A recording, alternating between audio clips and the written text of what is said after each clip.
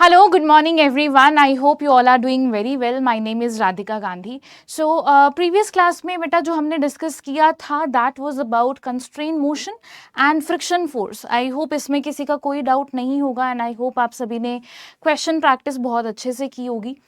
आज की जो क्लास है इसमें जो हम डिस्कस करेंगे that will be, हम जो आज की क्लास में डिस्कस करेंगे दैट इज सर्कुलर मोशन. ठीक है, सर्कुलर मोशन का काइनेमैटिक्स वाला पार्ट भी और डायनेमिक्स वाला पार्ट भी, ये दोनों ही चीज़ें हम इस पर्टिकुलर सेशन में डिस्कस करने वाले हैं. ठीक है, तो स्टार्ट करते हैं आज का सेशन विदाउट एनी डिले. देखो अब हम सर्कुलर मोशन में ना कुछ पैरामीटर्स डिफाइन कर रहे हैं. जैसे हमने मोशन इन अ प्लेन में, मोशन इन 1D में नॉर्मली हमने बहुत सारे पैरामीटर्स डिस्कस किए थे कि पोजीशन क्या होता है, डिस्प्लेसमेंट क्या होती है, speed, then velocity, then acceleration. वही सारी चीज़ें अब हम डिफाइन करेंगे सर्कुलर मोशन के केस में. ठीक है, तो सबसे पहले मैं बहुत शॉर्ट में आपको बता रही हूँ.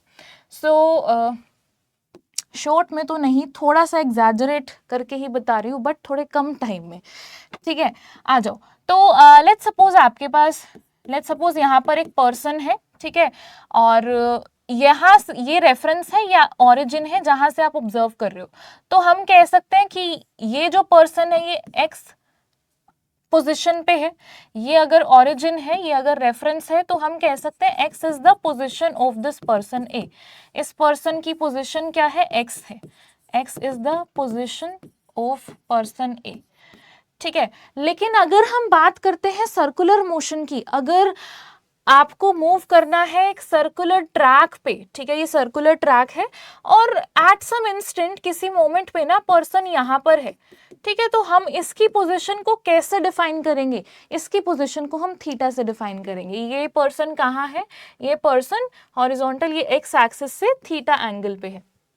ठीक है, तो यहाँ पर थीटा क्या रिप्रेजेंट कर रही है, एंगुलर पोजीशन रिप्रेजेंट कर रही है. यहाँ पर थीटा एंगुलर पोजीशन रिप्रेजेंट कर रही है. ठीक है, ओके. अब अगर हम डिस्प्लेसमेंट की बात करें, लेट्स सपोज ये पर्सन यहाँ पर था पहले और ये पर्सन चलते चलते, ठीक है, इस तरीके से चलते चलते इधर आ गया. ठीक है, इसने यहाँ से शुरू किया, ये आपका ओरिजिन था, ये आपका एक्स ए पॉइंट और ये है पॉइंट बी. पर्सन यहाँ से चलते चलते ना यहाँ पर पहुंच गया. तो यहाँ पर डिस्प्लेसमेंट को हम कैसे डिफाइन करते थे, डिस्प्लेसमेंट को हम डिफाइन करते थे final position minus initial position. ठीक है, ये होती थी डिस्प्लेसमेंट. तो आ जाएगा एक्स बी माइनस एक्स ए. अब डिस्प्लेसमेंट को हम सर्कुलर मोशन के केस में कैसे डिफाइन करेंगे, मतलब अगर पार्टिकल सर्कुलर ट्रैक के अलोंग मूव कर रहा है तो हम डिस्प्लेसमेंट को कैसे डिफाइन करेंगे, उसके लिए है एंगुलर डिस्प्लेसमेंट. अब एंगुलर डिस्प्लेसमेंट क्या है, लेट्स सपोज पहले पार्टिकल यहाँ पर था, थीटा 1 उसकी पोजीशन थी. अब पार्टिकल ये पर्सन ये यहाँ से चलते चलते यहाँ पहुंच गया. ठीक है, और इसकी जो एंगुलर पोजीशन है अब थीटा 2 है. तो एंगुलर डिस्प्लेसमेंट क्या हो जाएगी, एंगुलर डिस्प्लेसमेंट हो जाएगी theta 2 minus theta 1. Final position, final angular position क्या है, थीटा 2 है, पहले वाली थीटा 1 थी, तो एंगुलर डिस्प्लेसमेंट हो गई थीटा 2 माइनस थीटा 1. आई होप ये क्लियर है कि एंगुलर डिस्प्लेसमेंट को हम कैसे डिफाइन कर रहे हैं. ठीक है, एंगुलर डिस्प्लेसमेंट को हम कैसे डिफाइन कर रहे हैं, I hope that is clear. तो वेक्टर क्वांटिटी होती है ये. ठीक है, ये एक वेक्टर क्वांटिटी है, वेक्टर क्वांटिटी है तो डायरेक्शन होगी. डायरेक्शन क्या है, डायरेक्शन आपको पता चलेगी राइट हैंड थंब रूल से. अपना राइट हैंड लो. ठीक है, तो जिस डायरेक्शन में पर्सन मूव कर रहा है, यहाँ पर पर्सन यहाँ से चलते चलते इधर आ रहा है. ठीक है, पर्सन यहाँ से चलते चलते इधर आ रहा है, एंटी क्लॉकवाइज है, तो थंब कहाँ आ रहा है, आउटवर्ड्स आ रहा है. तो इस पर्टिकुलर केस में जो एंगुलर डिस्प्लेसमेंट की डायरेक्शन है वो आउटवर्ड्स है. इस केस में क्या है, क्लॉकवाइज है. ठीक है, राइट हैंड लो और फिंगर्स को कर्ल करो इस तरीके से, क्लॉकवाइज तरीके से, ये इनवर्ड्स आ रहा है. तो एंगुलर डिस्प्लेसमेंट की जो डायरेक्शन है दैट इज इनवर्ड्स इस पर्टिकुलर केस में. ओके, सो ये तो है आपका एंगुलर डिस्प्लेसमेंट. इसकी एसआई यूनिट क्या होती है, एसआई यूनिट होती है रेडियन. ठीक है, और डायमेंशनल फॉर्मूला नहीं होता, ये डायमेंशनलेस होता है। ये मैंने आपको यूनिट एंड मेजरमेंट वाले चैप्टर में भी बताया था। ओके, अब एंगुलर डिस्प्लेसमेंट के कुछ एग्जांपल्स देख लो। अगर मैं आपसे पूछूं मुझे एंगुलर डिस्प्लेसमेंट बताओ, जब पार्टिकल ने यहाँ से चलना शुरू किया, पर्सन ने यहाँ से चलना शुरू किया और ये चलते चलते यहाँ आ गया, ठीक है, यहां से इसने चलना शुरू किया और फिर ये चलते चलते इधर आ गया। इस केस में एंगुलर डिस्प्लेसमेंट क्या होगी?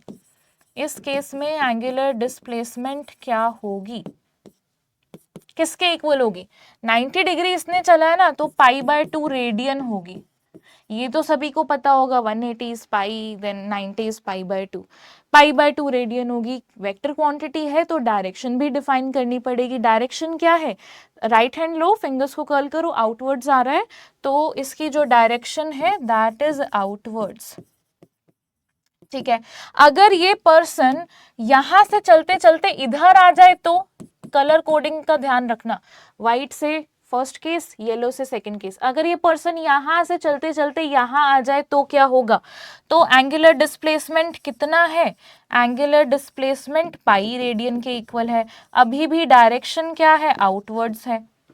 ठीक है, अगर मैं कहूं पार्टिकल ना यहां से चल के, पर्सन ने यहां से चलना शुरू किया और चल के पूरा इधर आ गया, इस केस में एंगुलर डिस्प्लेसमेंट कितनी होगी?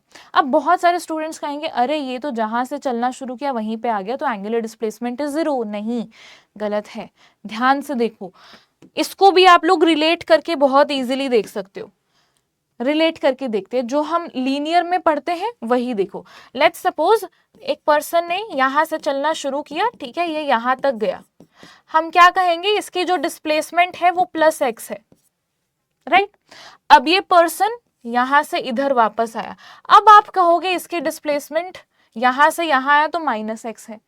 फिर अगर मैं पूछूंगी, मैंने कहा कि ये पर्सन जहां से इसने स्टार्ट किया पहले इधर गया फिर टुवर्ड्स लेफ्ट आया, तो टोटल डिस्प्लेसमेंट यहां पर तो 0 आ रही है, यहां पर 0 आ रही है। अब अगर आप यहां पर अप्लाई करो, यहां पर बेटा जो एंगुलर डिस्प्लेसमेंट है, यहां पर डिस्प्लेसमेंट 0 कब हुई? जब उसका डिस्प्लेसमेंट पहले +x था और फिर -x, कैंसिल आउट होने के लिए -x जरूरी था। यहां पर एक ये सिनारियो है और एक सिचुएशन में आपको कह रही हूँ, पार्टिकल यहां से चला, ठीक है, यहां से चला इस डायरेक्शन में चला, इधर पहुंच गया। अब मैंने इसकी डायरेक्शन रिवर्स कर दी, अब ये यहां से वापस इस डायरेक्शन में जा रहा है, अब ये यहां से वापस इस डायरेक्शन में आ रहा है। अब आप कहोगे कि एंगुलर डिस्प्लेसमेंट मैम अब 0 है, क्यों? क्योंकि शुरू में इसका मोशन कैसा था? शुरू में आपने इसको क्लॉकवाइज, घुमाया है ना, शुरू में ये पार्टिकल क्लॉकवाइज गया था और इधर आ गया था, मतलब 2π एंगल इसने रोटेट हुआ था, 2π एंगल इसने कवर किया था। डायरेक्शन क्या है? आउटवर्ड है, क्योंकि शुरू में एंटी क्लॉकवाइज था, तो 2π आउटवर्ड्स। ठीक है, उसके बाद जब ये इधर आ गया, फिर मैंने क्या किया? फिर हमने इसकी जो डायरेक्शन थी, अब हमने कहा ये वापस जा रहा है, इधर आया, अब ये इसको वापस भेज दिया। अब इस केस में मुझे बताओ, इस वाले सेकंड वाले केस में बताओ, जब ये यहां से ऑपोजिट डायरेक्शन में अब चक्कर लगा रहा है, अब क्लॉकवाइज है, ठीक है, एंगल इसने कितना कवर किया है? 2π प्लस 2π, लेकिन डायरेक्शन क्या है? इनवर्ड्स है, तो आउटवर्ड्स और इनवर्ड्स, मतलब ये प्लस का 2π k कैप, ये माइनस का 2π k कैप, अब ये कैंसिल आउट हो रहा है। अब आप कहोगे एंगुलर डिस्प्लेसमेंट 0 है। सिंपल, अगर ये यहां से चल के वापस इधर आ रहा है तो एंगुलर डिस्प्लेसमेंट इज 2π रेडियन, इस केस में आउटवर्ड। आई होप ये पॉइंट सभी को क्लियर है। मैंने थोड़ा सा एक्स्ट्रा ही आपको बता दिया है, ये सारी डिटेलिंग्स जब हमारे पास एनफ सफिशिएंट टाइम होता है तब हम देखते हैं वैसे, बट आई होप ये सभी को क्लियर होगा। ठीक है, नहीं है तो बेटा एक बार दोबारा से, ठीक है, थोड़ा सा पीछे जाना और फिर से सुन लेना, क्लियर हो जाएगा। खुद से ड्रॉ करोगे, खुद से थोड़ा सा दिमाग लगाओगे तो भी क्लियर हो जाएगा। नेक्स्ट है relation between displacement and angular displacement. Displacement और एंगुलर डिस्प्लेसमेंट के बीच का क्या रिलेशन होता है? डिस्प्लेसमेंट मतलब s, एंगुलर डिस्प्लेसमेंट मतलब थीटा। मतलब अगर कोई पार्टिकल यहाँ पर था, यहाँ से चलते चलते यहाँ आ गया, ठीक है, ये थीटा एंगुलर डिस्प्लेसमेंट इसने कवर किया। ओके तो पार्टिकल तो यहाँ से यहाँ पर चल रहा था, यहाँ से चलते चलते यहाँ आया, तो ये है आपका आर्क लेंथ। दोनों के बीच का रिलेशन वैसे हमें ऑलरेडी पता है, थीटा किसके इक्वल होता है, theta is equals to arc length, denominator में है रेडियस, ठीक है, theta is equals to S over R, या कहो S is equals to are theta, ठीक है, S is the displacement and theta is the angular displacement, ठीक है। एस क्या है, आपकी आर्क लेंथ है, जितना डिस्टेंस इस पार्टिकल ने एक्चुअली चला है, ठीक है, अलोंग द सर्कुलर ट्रैक। ये होता है relation between S and theta.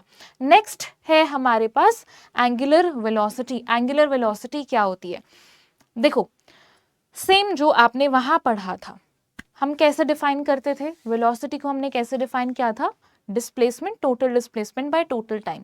यहाँ पर क्या है, angular displacement per unit time. वहां पर डिस्प्लेसमेंट था, यहाँ पर एंगुलर डिस्प्लेसमेंट है। हम क्या जानना चाह रहे हैं, हम ये जानना चाह रहे हैं कि कोई पार्टिकल, लेट्स सपोज अगर वो सर्कुलर ट्रैक के अलोंग मूव कर रहा है तो वो कितना तेजी से टर्न हो रहा है। एंगुलर वेलोसिटी जानने का क्या मतलब है, कोई पर्सन कितना तेजी से टर्न हो रहा है, ठीक है। मतलब अगर लेट्स सपोज यहाँ पर पर्सन था, लेट्स सपोज पर्सन ने ना π/3 रेडियन एंगुलर डिस्टेंस कवर किया, एंगुलर डिस्प्लेसमेंट इसने π/3 रेडियन कवर किया 1 सेकेंड में, π/3 रेडियन इसने कवर किया इन 1 सेकेंड, ठीक है। तो हम क्या कहेंगे, ओमेगा क्या है, आप कहोगे ओमेगा जो है वो है π/3 रेडियन पर सेकेंड, की 1 सेकेंड में π/3 रेडियन इसने कवर किया, this is the angular velocity. इसकी भी ऑफ कोर्स वेक्टर क्वांटिटी है, डायरेक्शन होगी, डायरेक्शन क्या है, same as of angular displacement, जो डायरेक्शन एंगुलर डिस्प्लेसमेंट की है वही डायरेक्शन एंगुलर वेलोसिटी की है, ठीक है। ओके, मेनली वही एक्सियल वेक्टर होता है ना, एक्सियल वेक्टर क्या होता है, एक्सियल वेक्टर क्या होता है, अलोंग एक्सिस ऑफ रोटेशन होता है, जो आपकी एक्सिस ऑफ रोटेशन होती है उसके अलोंग होता है। तो जो हमने एंगुलर डिस्प्लेसमेंट की डायरेक्शन देखी थी कि वही अगर एंटी क्लॉकवाइज है आउटवर्ड्स, क्लॉकवाइज है तो इनवर्ड्स। नेक्स्ट है angular average angular velocity, average angular velocity and then instantaneous angular velocity. Average का क्या मतलब होता है, एक पूरा ओवरऑल पिक्चर की जब हम बात करते हैं तो हम यूज करते हैं वर्ड एवरेज, ठीक है। तो एवरेज एंगुलर वेलोसिटी क्या होती है, जैसे आपने एवरेज वेलोसिटी डिफाइन की थी, क्या थी average velocity, delta X by delta T, मतलब X final minus X initial by T2 minus T1। उसी तरीके से ओमेगा एवरेज क्या है, delta theta by delta T, θ2 minus θ1 by T2 minus T1। Average पूरी पिक्चर के बारे में, पूरे ओवरऑल अगर 3 आर की जर्नी थी तो पूरे 3 आर की जर्नी को वो डिफाइन कर रहा है, ठीक है, उसका रिप्रेजेंटेशन है। इंस्टेंटेनियस एंगुलर वेलोसिटी क्या डिफाइन करता है, अगर मैं आपसे पूछूं मुझे तो सिर्फ और सिर्फ t is equals to 5 second वाले पॉइंट के लिए जानना है तो बताओ मुझे, तो इंस्टेंटेनियस एंगुलर वेलोसिटी आप बताओगे तो ओमेगा इंस्टेंटेनियस किसके इक्वल होगा, D theta by D T के इक्वल होगा। जैसे इंस्टेंटेनियस वेलोसिटी होती थी dx बाई dt, वैसे ही instantaneous angular velocity is D theta by D T. Okay, अब चलते हैं आगे, relation between linear speed and angular speed, इसके ऊपर क्वेश्चन अभी कर लेंगे, इसके बाद आएगा। लीनियर स्पीड और एंगुलर स्पीड के बीच का क्या रिलेशन होता है, देखो सीधा सीधा आपको ये रिलेशन ध्यान में रखना है, that v is equals to omega cross r, ठीक है, जहां पर v क्या है, v is your linear velocity, v is your linear velocity, omega is your angular velocity, ठीक है। देखो इन दोनों के बीच का रिलेशन ना आप लॉजिकली भी थोड़ा सा सोच सकते हो। लॉजिकली अगर आपको सोचना है, लेट्स सपोज ये भी मैं एक्स्ट्रा ही बता रही हूं, अगर आपको लॉजिकली थोड़ा सा सोचना है, देखो लेट्स सपोज ये एक डिस्क है, लेट्स सपोज ये एक डिस्क है और ये रोटेट हो रही है, वैसे ये वाला पॉइंट ना हम वहां पर रोटेशनल मोशन में कवर करने वाले हैं कि अगर ये रोटेट कर रही है, अगर ये ऑब्जेक्ट रोटेट कर रहा है, दैट मीन्स इसके ऊपर जो पार्टिकल है, ये पार्टिकल इस वाले सर्कल में रोटेट कर रहा है ना, ये वाला पार्टिकल इस वाले सर्कल में रोटेट कर रहा है, ये वैसे हम कवर करेंगे। तो मतलब कुछ ना कुछ रिलेशन है किसके बीच, लीनियर वेलोसिटी, अगर हम यहाँ पर ले ले पार्टिकल, ये पार्टिकल की जो लीनियर वेलोसिटी है, मतलब ये कितना तेजी से मूव कर रहा है, v is linear velocity, omega is angular velocity, omega होता है कितना तेजी से टर्न ले रहा है, ठीक है। तो रिलेशन होता है v is equals to omega cross R. अब अगर हम स्पेसिफिकली सर्कुलर मोशन की बात करें, वो देखते हैं, इसको हम वहीं पे कवर करेंगे, बस मैंने आपको थोड़ा हिंट दिया है, इसको हम वहीं पे कवर करेंगे। चलो, अगर हम स्पेसिफिकली सर्कुलर मोशन की बात करते हैं, ठीक है, सर्कुलर मोशन के ऊपर अगर हम ये फॉर्मूला अप्लाई करें, v is equals to omega cross R, cross product है तो v किसके इक्वल हम लिख सकते हैं, R omega sine theta, R का मैग्नीट्यूड, ओमेगा का मैग्नीट्यूड, साइन थीटा।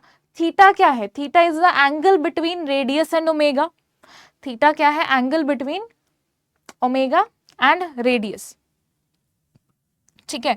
तो अगर पार्टिकल यहां से एंटी क्लॉकवाइज तरीके से मूव कर रहा था, अगर पार्टिकल एंटी क्लॉकवाइज तरीके से मूव कर रहा था, ओमेगा तो इसका क्या है, आउट ऑफ द पेज है, आउटवर्ड्स है, ओमेगा तो क्या है, आउटवर्ड्स है।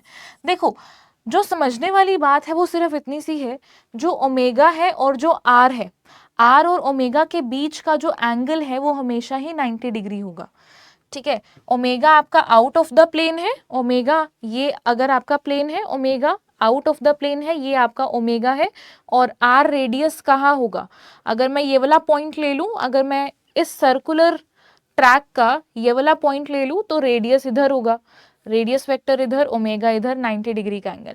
अगर मैं ये पॉइंट ले लूं, रेडियस वेक्टर इधर और ये ओमेगा, 90 डिग्री एंगल, हमेशा ही 90 डिग्री देखने को मिलेगा जब हम सर्कुलर मोशन की बात कर रहे हैं।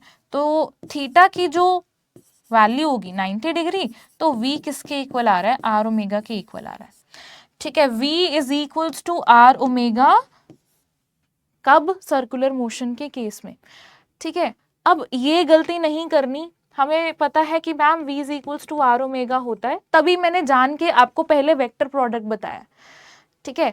आप कभी भी ये नहीं कह सकते v is equals to r omega.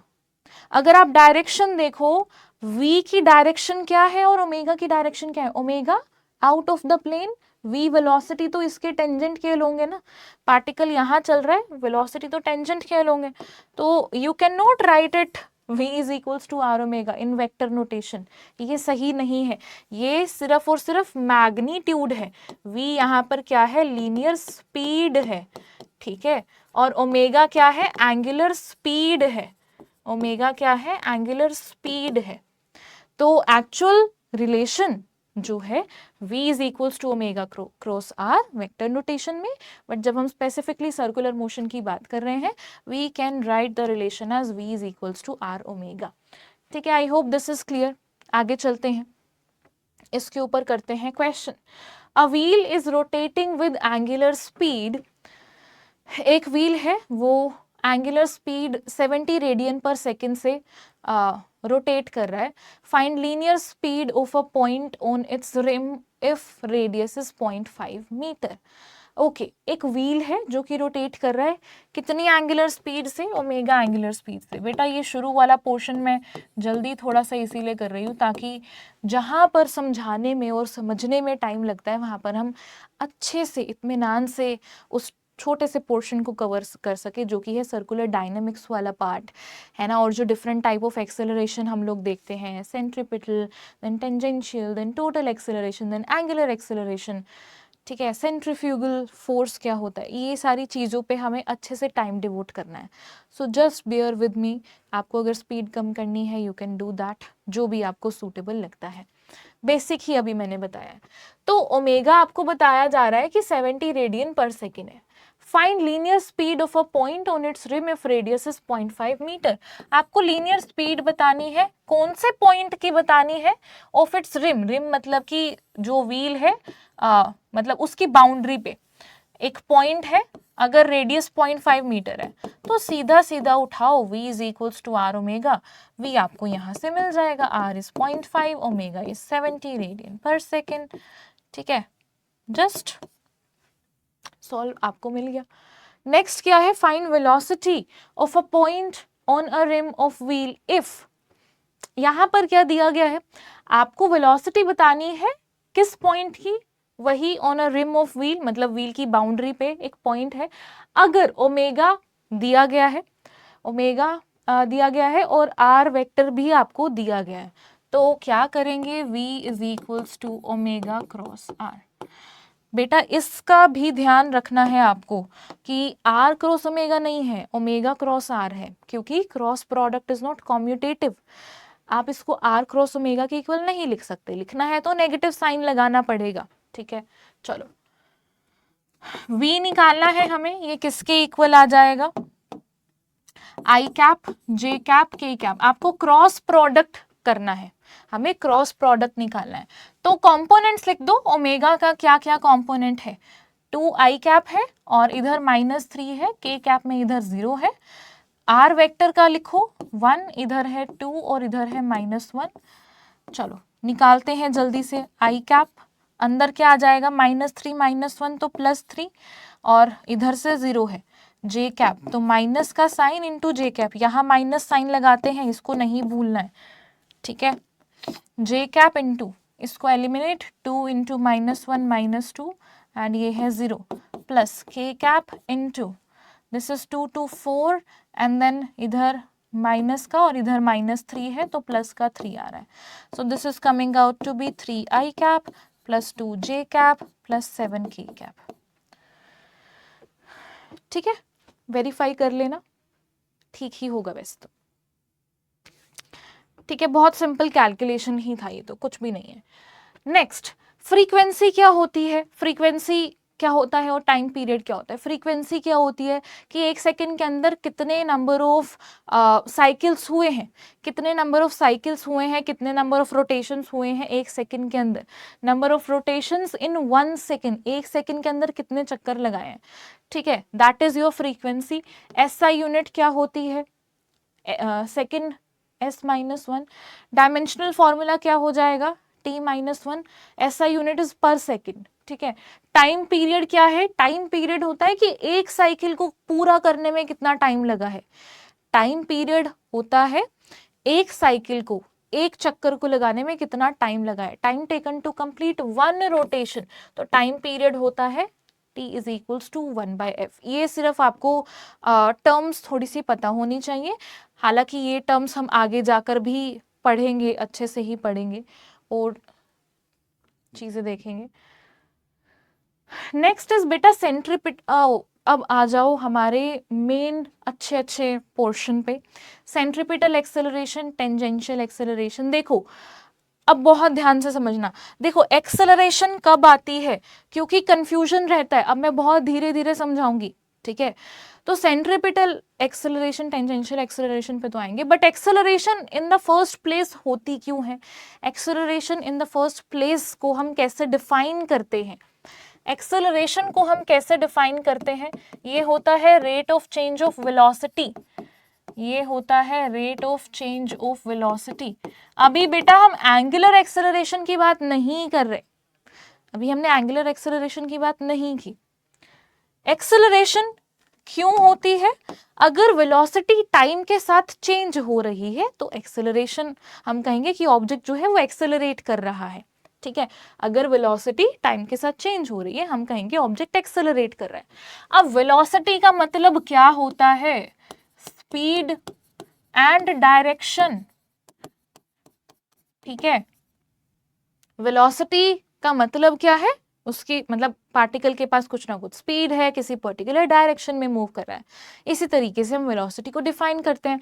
अगर मैं कह रही हूं कि वेलोसिटी का चेंज होना, मतलब वेलोसिटी जो है वो टाइम के साथ चेंज हो रही है, वो 2 तरीके से हो सकता है, या तो स्पीड जो है वो चेंज हो रही हो या फिर डायरेक्शन चेंज हो रही हो।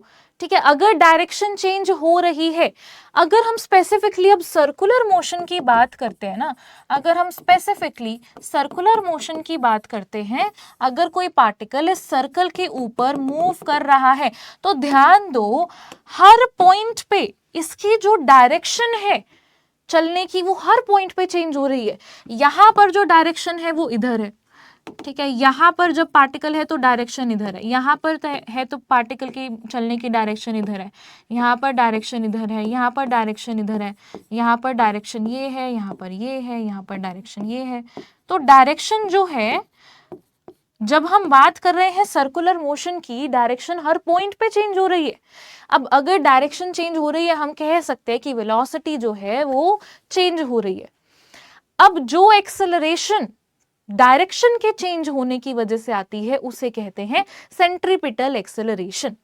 ठीक है, जो एक्सेलरेशन कब आती है? जब वेलोसिटी चेंज होती है with respect to time. Velocity दो तरीके से हम कह सकते हैं, या तो स्पीड चेंज हो रही हो, या डायरेक्शन चेंज हो रही हो, या दोनों ही चेंज हो रही हो। ठीक है, अगर सिर्फ और सिर्फ डायरेक्शन चेंज हो रही है, डायरेक्शन चेंज होने की वजह से जो एक्सेलरेशन आती है उसे कहते हैं सेंट्रीपिटल एक्सेलरेशन। ठीक है, अभी बेटा हम ये नहीं जान रहे कि क्यों हो रहा है।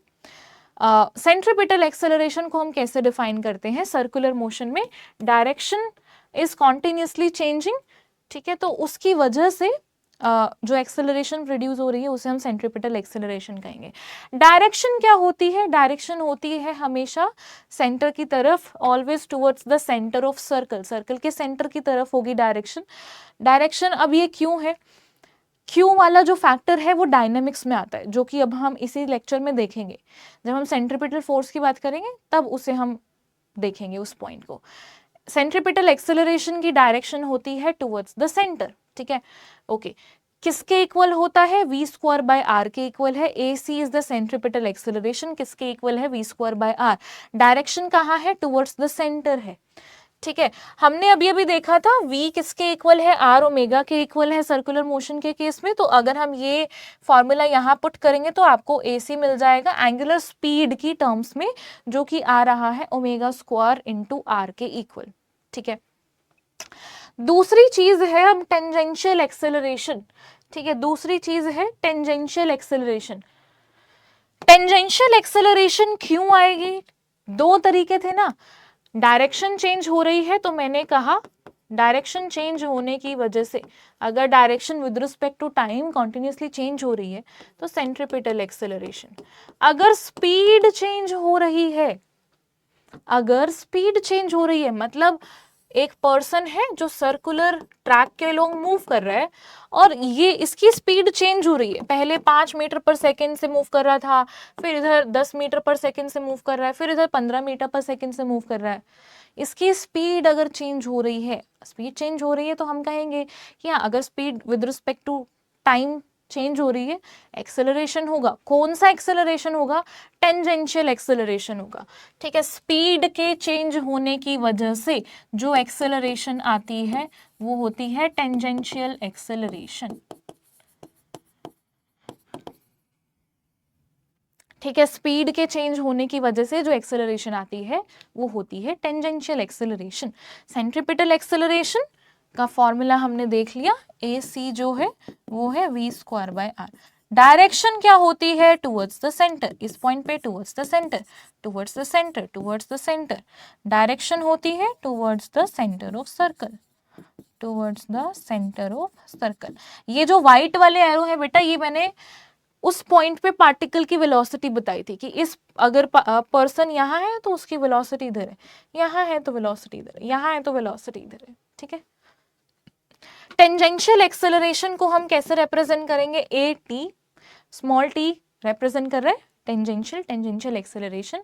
ये किसके इक्वल होती है? ये स्पीड के चेंज होने की वजह से आई है, तो इसको हम कैसे डिफाइन करेंगे? d/dt, rate of change of speed. v का मैग्नीट्यूड, v इज वेलोसिटी, उसका मैग्नीट्यूड हमने लिया।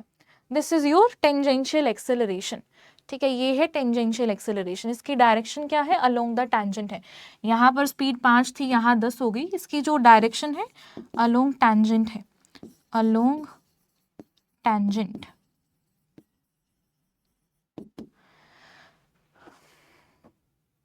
आई होप क्लियर होगा, बिल्कुल शॉर्ट एंड क्रिस्प रखा है, ठीक है, कि सेंट्रीपिटल एक्सेलरेशन क्या होती है एंड टेंजेंशियल एक्सेलरेशन क्या होती है।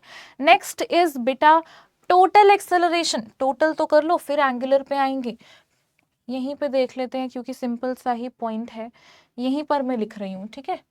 सेंट्रीपिटल मैंने बता दिया, टेंजेंशियल भी बता दिया है। यहाँ पर देख लो टोटल एक्सेलरेशन, टोटल एक्सेलरेशन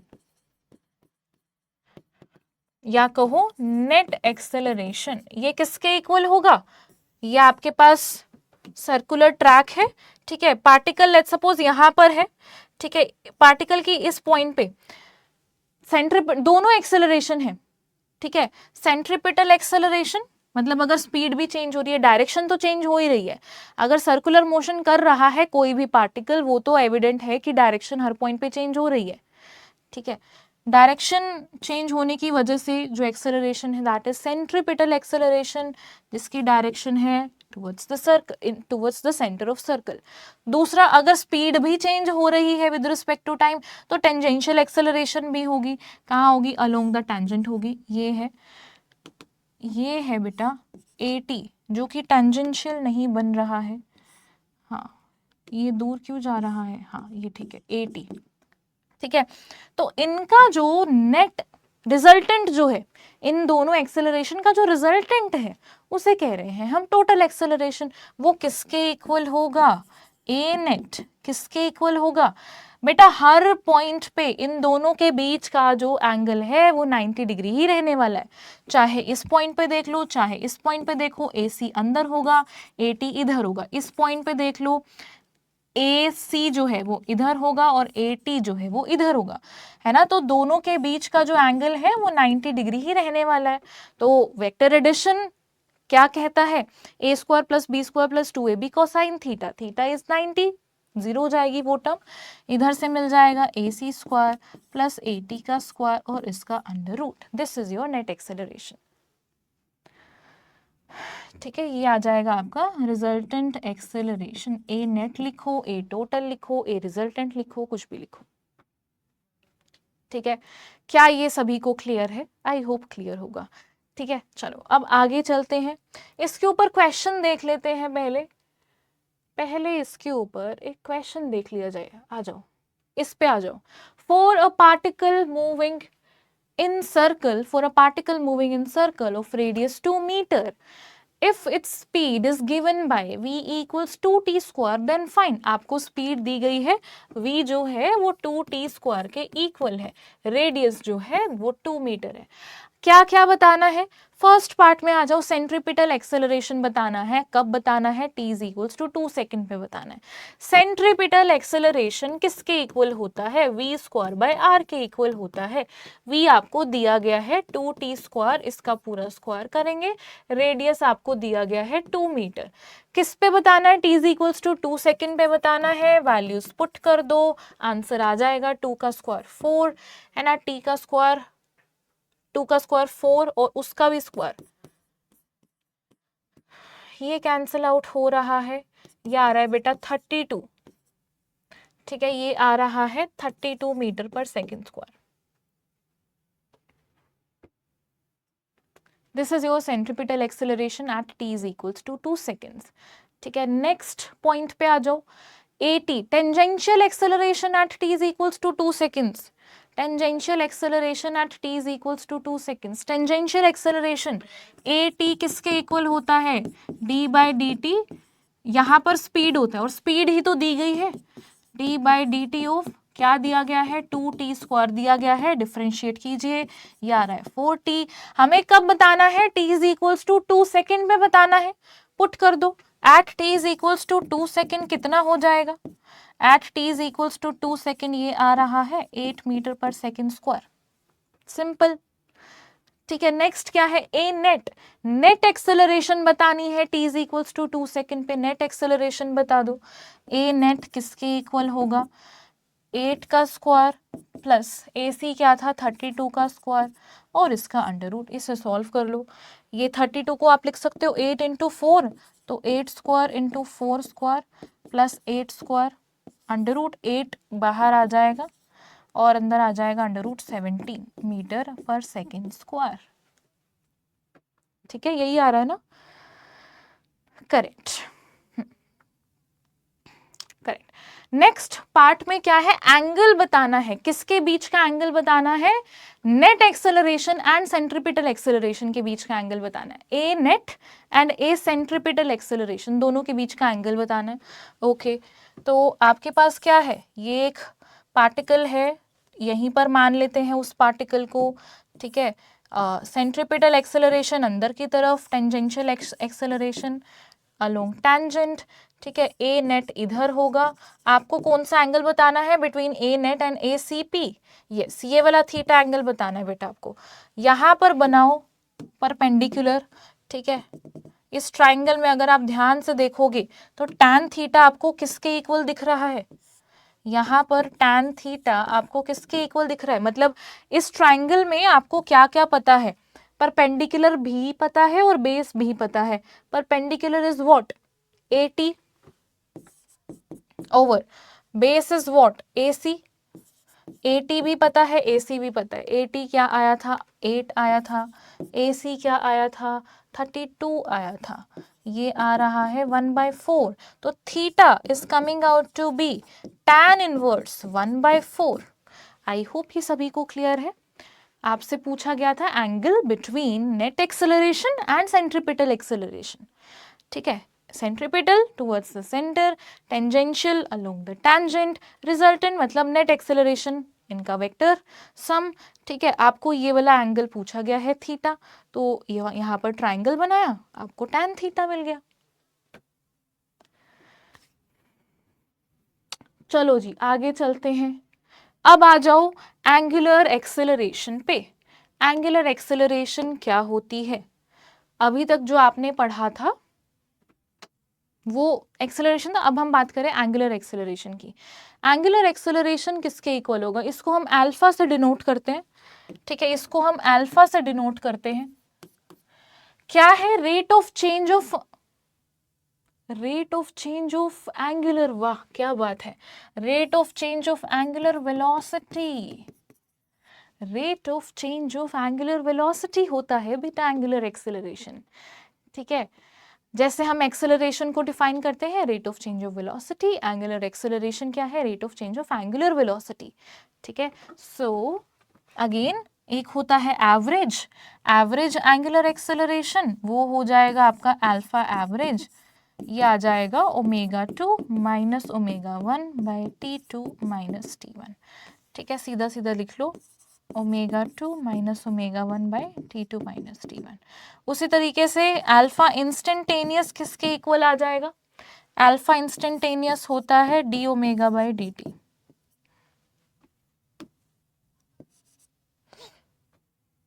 ठीक है, dω/dt वेक्टर लगा ही लो, इट विल बी बेटर। ठीक है, अल्फा इंस्टेंटेनियस हम निकाल सकते हैं dω/dt।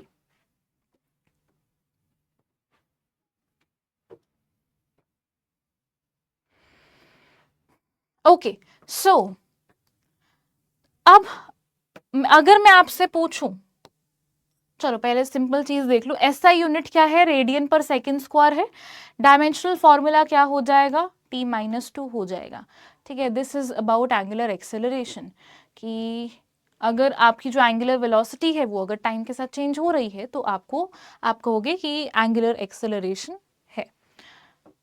चलो, अब रिलेशन क्या होता है एंगुलर एक्सेलरेशन और ए एक्सेलरेशन के बीच में? देखो, जैसे S is equals to are theta होता है, V is equals to r omega है, वैसे ही A is equals to r alpha है। लेकिन ये जो एक्सेलरेशन है, ये कौन सा एक्सेलरेशन है? अल्फा तो हमें पता है एंगुलर एक्सेलरेशन है, आर रेडियस है उस सर्कुलर ट्रैक की, ए क्या है? एक्सेलरेशन तो है। कौन सा एक्सेलरेशन है? हमने तो इतने सारे पढ़े हैं, सेंट्रीपिटल, टेंजेंशियल, नेट एक्सेलरेशन। कौन सा एक्सेलरेशन है? Just pause and think about it. ये होता है बेटा, आप खुद सोचो, A is equals to r alpha. Alpha angular acceleration कब आएगा? जब एंगुलर वेलोसिटी चेंज होगी। एंगुलर वेलोसिटी ओमेगा कब चेंज होगा, v is equals to r omega. Omega कब चेंज होगा, जब v चेंज होगा। स्पीड के चेंज होने से, अगर स्पीड चेंज हो रही है तो कौन सी एक्सेलरेशन आती है, स्पीड के चेंज होने की वजह से कौन सी एक्सेलरेशन होती थी, टेंजेंशियल। जो सेंट्रीपिटल एक्सेलरेशन है वो सिर्फ डायरेक्शन चेंज होने की वजह से हमें मिली थी। टेंजेंशियल एक्सेलरेशन किस वजह से मिली थी, स्पीड के चेंज होने की वजह से मिली थी। तो यहां पर ए जो होता है ना, ये होता है टेंजेंशियल एक्सेलरेशन। तो ए टी लिख लो, A T equals R alpha. ठीक है, A T equals R alpha. I think ये अपनी लैंग्वेज में लिख लेना अगर आपको लिखना है तो, मैं यहाँ पर नहीं लिख रही हूँ कि ये टेंजेंशियल एक्सेलरेशन क्यों है। अल्फा एंगुलर एक्सेलरेशन तभी होगा जब ओमेगा जो है वो चेंज हो रहा होगा with respect to time. Omega कब चेंज होगा, जब वी चेंज होगा। स्पीड के चेंज होने की वजह से जो एक्सेलरेशन होती है वो होती है टेंजेंशियल एक्सेलरेशन। सॉर्टेड। ठीक है, ये था आपका एंगुलर एक्सेलरेशन। अब आ जाओ यूनिफॉर्म सर्कुलर मोशन। ये भी बहुत छोटी सी चीज है। यूनिफॉर्म सर्कुलर मोशन क्या होता है and non uniform circular motion क्या होता है। अगर आपका पार्टिकल, पर्सन, कुछ भी है, अगर वो सर्कुलर ट्रैक के अलोंग एक कांस्टेंट स्पीड से मूव कर रहा है, ठीक है, ठीक है, अगर पार्टिकल कांस्टेंट स्पीड से मूव कर रहा है, यहां भी 5 मीटर पर सेकेंड है, ठीक है, इस पॉइंट पे भी जो स्पीड है वो 5 मीटर पर सेकेंड है, इस पॉइंट पे भी जो स्पीड है, हर पॉइंट पे अगर स्पीड 5 मीटर पर सेकेंड है, डायरेक्शन तो चेंज होगी ही होगी। ठीक है, अगर स्पीड चेंज ना हो, अगर स्पीड कांस्टेंट रहे, उसको हम कहेंगे uniform circular motion. If the particle speed is same at all the points. ठीक है, अब आप लोग मुझे बताओ इस केस में कौन सी एक्सेलरेशन हमें देखने को मिलेगी। अगर मैं आपसे पूछूं AC सेंट्रीपिटल एक्सेलरेशन जीरो होगी या नॉन जीरो होगी, जल्दी से अपने माइंड में आंसर करते जाओ। सेंट्रीपिटल एक्सेलरेशन जीरो होगी कि नॉन जीरो होगी। सेंट्रीपिटल एक्सेलरेशन क्यों आती है, डायरेक्शन चेंज होने की वजह से आती है।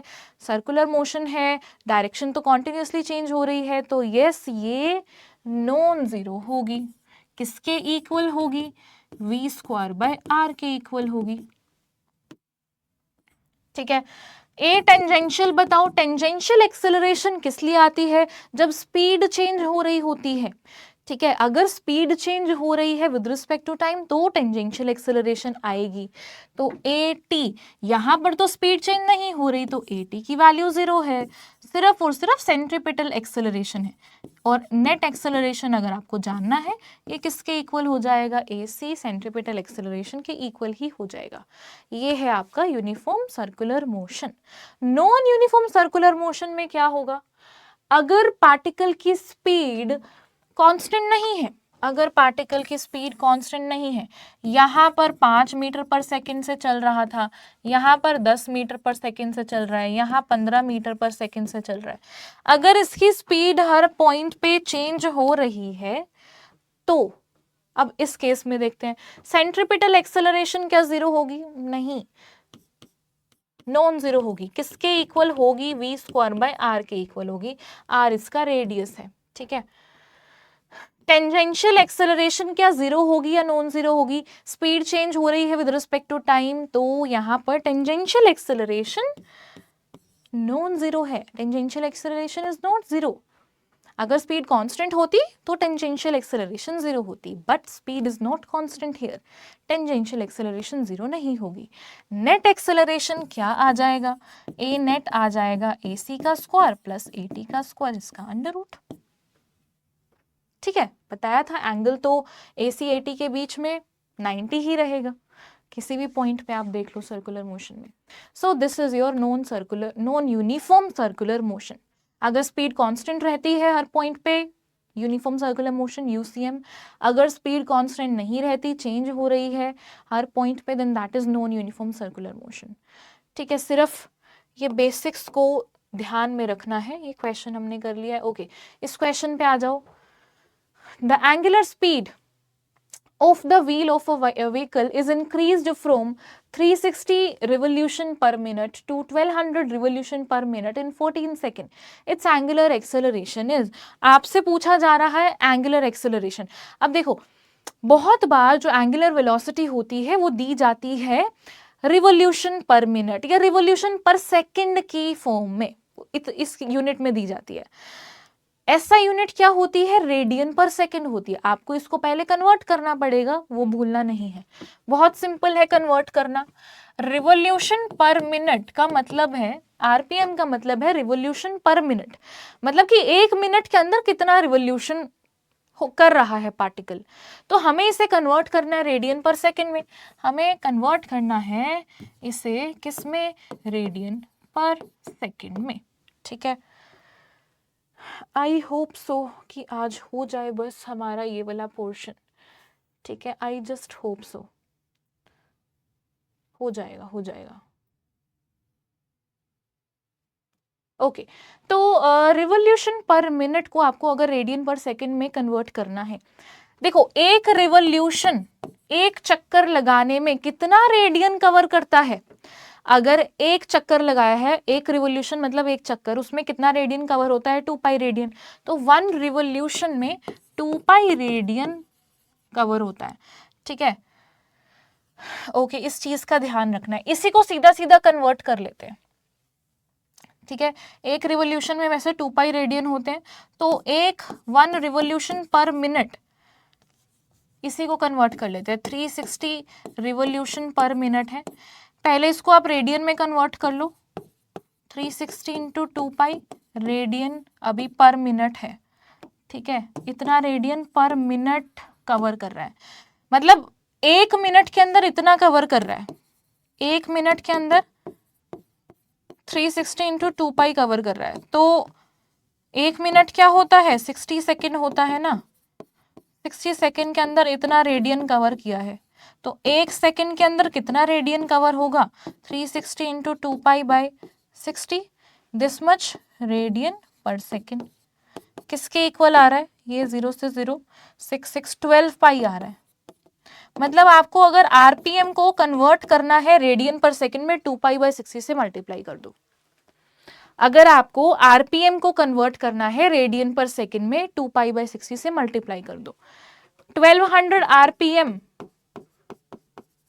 को कन्वर्ट करो, 1200 इंटू 2 पाई बाई 60 क्या आ रहा है? 0 0 कैंसिल, 620 ये आ रहा है 40 पाई रेडियन पर सेकेंड। ठीक है, अब फिर से पढ़ो क्वेश्चन को। एंगुलर स्पीड जो है व्हील की वो इंक्रीज हो रही है 360 RPM, मतलब 12 पाई से 40 pi radian per second. It's angular acceleration is, कितने टाइम में? 14 सेकेंड्स में हो रहा है ये। एंगुलर एक्सेलरेशन अल्फा बताना है। ठीक है, अल्फा बताना है, किसके इक्वल होगा? 14 सेकेंड्स, पूरे 14 सेकेंड्स की बात हो रही है। अल्फा किसके इक्वल होगा? Omega 2 minus omega 1 over T2 minus T1। ठीक है, ओमेगा 2 क्या है? 40 पाई है, माइनस 12 पाई, डिनोमिनेटर में है 14 सेकेंड, सॉल्व कर लो, this is your alpha angular acceleration. ठीक है, एक और पॉइंट सुन लीजिए, एंगुलर एक्सेलरेशन से ही रिलेटेड कहाँ है हमारा?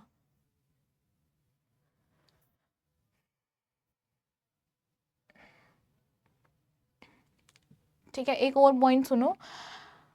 देखो अगर तो लेट्स सपोज एक ये व्हील है और ये स्पिन कर रहा है, ये स्पिन कर रहा है एंटी क्लॉकवाइज डायरेक्शन में, तो ओमेगा क्या होगा? आउट ऑफ द पेज होगा, आउटवर्ड्स होगा। ठीक है, मैं आपसे पूछना चाह रही हूं मुझे अल्फा की डायरेक्शन बताओ। मैं आपसे पूछना चाह रही हूं मुझे अल्फा एंगुलर एक्सेलरेशन की डायरेक्शन बताओ। अल्फा एंगुलर एक्सेलरेशन की जो डायरेक्शन होती तो वो अलोंग रोटेशनल एक्सिस ही है। रोटेशनल एक्सिस क्या है? ये रोटेशनल एक्सिस है, इसी के अलोंग होगी, पर ऊपर होगी या नीचे होगी वो हमें देखना पड़ेगा। कैसे पता चलेगा? देखो इस पर्टिकुलर सिनेरियो में अगर ये एंटी क्लॉकवाइज रोटेट कर रहा है, एंटी क्लॉकवाइज मूव कर रहा है पार्टिकल इस सर्कुलर ट्रैक पे, तो ओमेगा की डायरेक्शन क्या आ रही है? आउटवर्ड्स आ रही है, ये तो हमें क्लियर है। अब अगर मैं आपको कहूं कि ना इसकी ना स्पीड बढ़ रही है, ये जो रोटेट कर रहा है ना, इसकी रोटेट करने की स्पीड बढ़ रही है, this is speeding up, speed up हो रहा है, स्पीड अप हो रहा है, उस केस में हम क्या कहेंगे, अल्फा एंगुलर एक्सेलरेशन की जो डायरेक्शन है, इसकी डायरेक्शन जो है वो सेम है, direction is same as of angular velocity. ठीक है, जिस डायरेक्शन में एंगुलर वेलोसिटी है उसी डायरेक्शन में एंगुलर एक्सेलरेशन होगी। सिमिलर सिचुएशन हमने लीनियर के केस में देखी थी, याद है? अगर पार्टिकल का मोशन टुवर्ड्स राइट है, एक्सेलरेशन भी टुवर्ड्स राइट है, तो स्पीड अप कर रहा था। या फिर ऐसा कहो, स्पीड अप कब करेगा, अगर पार्टिकल टुवर्ड्स राइट जा रहा है, ठीक है, और अगर वो स्पीड अप कर रहा है, दैट मीन्स एक्सेलरेशन उसी डायरेक्शन में है, तभी तो स्पीड अप हुआ है। अगर पार्टिकल जा टुवर्ड्स राइट रहा है लेकिन उसकी जो स्पीड है वो कम हो रही है, that means acceleration opposite direction में है ना? तो सेम ही चीज है यहाँ पर, हमने कहा स्पीड अप हो रहा है तो हम कहेंगे कि जो अल्फा एंगुलर एक्सेलरेशन की डायरेक्शन है वो सेम है एंगुलर वेलोसिटी की डायरेक्शन के इक्वल। अगर तो इस केस में अल्फा की जो डायरेक्शन है वो सेम हो गई। अगर मैं दूसरा सिनारियो लूं, यही सेम सिचुएशन ले रहे हैं कि आपके पास एक पार्टिकल है, वो इस बाउंड्री के अलोंग मूव कर रहा है सर्कुलर पाथ पे and anti clockwise he move कर रहा है, तो ओमेगा की डायरेक्शन क्या होगी, अभी भी आउटवर्ड्स होगी। ओमेगा की डायरेक्शन तो आउटवर्ड्स है, ओमेगा की डायरेक्शन तो आउटवर्ड्स है, अभी भी राइट हैंड थंब रूल का ही यूज किया है। लेकिन अगर मैं आपसे पूछूं अल्फा की, अगर ये स्लो डाउन कर रहा है, अगर ये स्लो डाउन कर रहा है पर्सन जो भी सर्कुलर ट्रैक के लोग मूव कर रहा है, तो एंगुलर एक्सेलरेशन बताओ मुझे क्या डायरेक्शन होगी। अब अगर ये स्लो डाउन कर रहा है तो एंगुलर एक्सेलरेशन अल्फा की जो डायरेक्शन होगी ना, direction is opposite to, direction is opposite to the direction of angular velocity. Angular velocity अगर आउटवर्ड्स है तो इसका क्या आ जाएगा, इनवर्ड्स आ जाएगा अल्फा का डायरेक्शन। ठीक है, इस चीज का ध्यान रखना, रिलेट करके चलोगे तो माइंड में सारी चीजें क्लियर और सॉर्टेड रहेंगी। चलो जी, अब आ जाते हैं बेटा, ये क्वेश्चन मैंने आपको वैसे थोड़ा सा हिंट दिया था, मैंने मोशन इन अ प्लेन वाले लाइव लेक्चर में आपको थोड़ा सा बताया था। अगर टाइम रहता तो हम आज कर लेंगे, ठीक है, नहीं तो डोंट वरी, नेक्स्ट क्लास में हम कर लेंगे, ठीक है। नहीं तो वैसे सिंपल सा ही क्वेश्चन है, कुछ डिफिकल्ट नहीं है, इस पे अभी हम वापस आ जाएंगे, ठीक है, इस पे अभी हम वापस आएंगे। चलो अब बात करते हैं डायनामिक्स ऑफ सर्कुलर मोशन की, ठीक है, अब बात करते हैं डायनामिक्स ऑफ सर्कुलर मोशन की। ओके, अब हम जानना चाह रहे हैं, डायनेमिक्स में आ गए, डायनेमिक्स मतलब अब हम रीजंस जानना चाह रहे हैं कि अगर कोई पार्टिकल सर्कुलर मोशन कर रहा है तो क्यों कर रहा है, व्हाट इज द रीजन, ठीक है। अब डायनामिक्स ऑफ सर्कुलर मोशन में सबसे पहले हमें समझना है सेंट्रीपिटल फोर्स। सेंट्रीपिटल फोर्स क्या होता है, ये अलग फोर्स नहीं है कोई, बहुत ध्यान से सुनना, बहुत क्लैरिटी के साथ हम देख रहे हैं, आपके माइंड में सारी चीजें बैठ जाएंगी। सेंट्रीपिटल फोर्स क्या होता है, ये कोई अलग फोर्स नहीं है कि टेंशन, जैसे tension force, normal force, weight, अलग अलग इंडिविजुअल ये फोर्सेस हैं, इनका नेचर है। सेंट्रीपिटल फोर्स कोई अलग से कोई फोर्स नहीं है, ऐसा फोर्स जो टुवर्ड्स सेंटर लग रहा है, जो नेट इनवर्ड फोर्स है, ये भी नहीं कहेंगे कि ऐसा फोर्स जो सिर्फ अंदर लग रहा है, net inward force, net inward force को ही हम सेंट्रीपिटल फोर्स कहते हैं।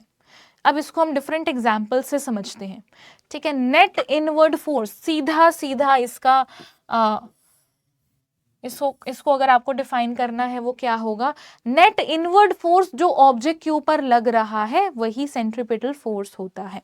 अब लेट्स सपोज मेरे पास ना एक रोप है और मैंने उस रोप से यहाँ पर एंड पे पत्थर बांध दिया, ठीक है, यहाँ पर स्टोन है और रोप से मैंने उस पत्थर को बांध दिया।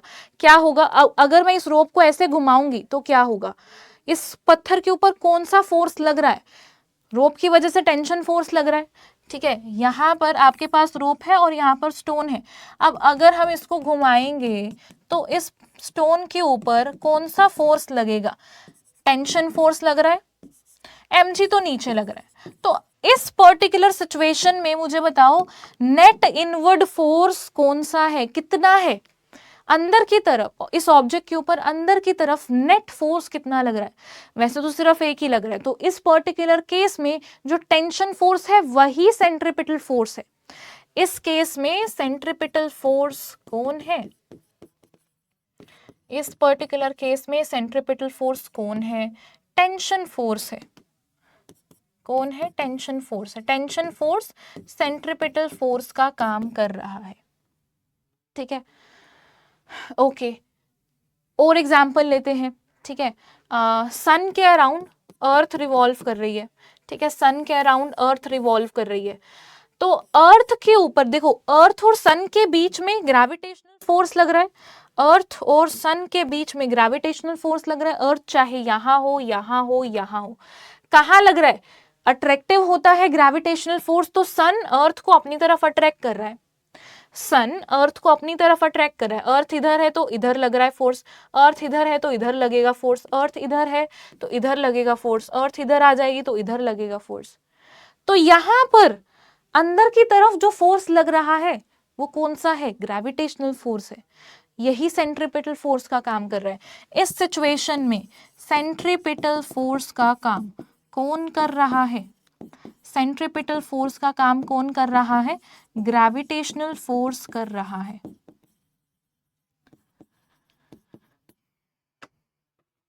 ठीक है, अगर हम बात करते हैं न्यूक्लियस के अराउंड जो इलेक्ट्रॉन्स रिवॉल्व कर रहे हैं, न्यूक्लियस पॉजिटिव है एंड देन इलेक्ट्रॉन्स नेगेटिव है, दोनों के बीच में अगेन अट्रैक्टिव फोर्स है, इलेक्ट्रोस्टैटिक अट्रैक्शन है, ठीक है, न्यूक्लियस पॉजिटिव इलेक्ट्रॉन नेगेटिव, तो अंदर की तरफ फोर्स लग रहा है, तो इस पर्टिकुलर केस में जो इलेक्ट्रोस्टैटिक फोर्स है वो आपका सेंट्रीपिटल फोर्स का काम कर रहा है, ठीक है। कोई भी ऑब्जेक्ट देखो अपने आप ही, किसी भी ऑब्जेक्ट के पास अपने आप एक्सेलरेशन नहीं आती, इससे पहले हमने इंडिविजुअली डिफाइन किया कि सेंट्रीपिटल एक्सेलरेशन क्या होती है। एक्सेलरेशन अपने आप तो नहीं आएगी, एक्सेलरेशन तो तब आएगी जब फोर्स होगा, ठीक है। अब फोर्स लग रहा है तभी एक्सेलरेशन आ रही है, फोर्स लग रहा है तभी एक्सेलरेशन आ रही है। फोर्स कैसे लग रहा है, सेंट्रीपिटल फोर्स को हम कैसे डिफाइन कर रहे हैं, ऐसा फोर्स जो नेट अंदर की तरफ हो, नेट इनवर्ड फोर्स, उसे हम कह रहे हैं सेंट्रीपिटल फोर्स। फोर्स है तभी तो इसका मोशन, अगर हम बात करें ना, चलो इतना ज्यादा उसमें डिटेलिंग में नहीं जाते, इससे आई थिंक सभी को क्लियर होगा, ठीक है। इससे आई थिंक सभी को क्लियर होगा कि अगर फोर्स है तभी तो एक्सेलरेट करेगा कोई भी ऑब्जेक्ट, अगर फोर्स नहीं लगाओगे तो एक्सेलरेशन नहीं होगा।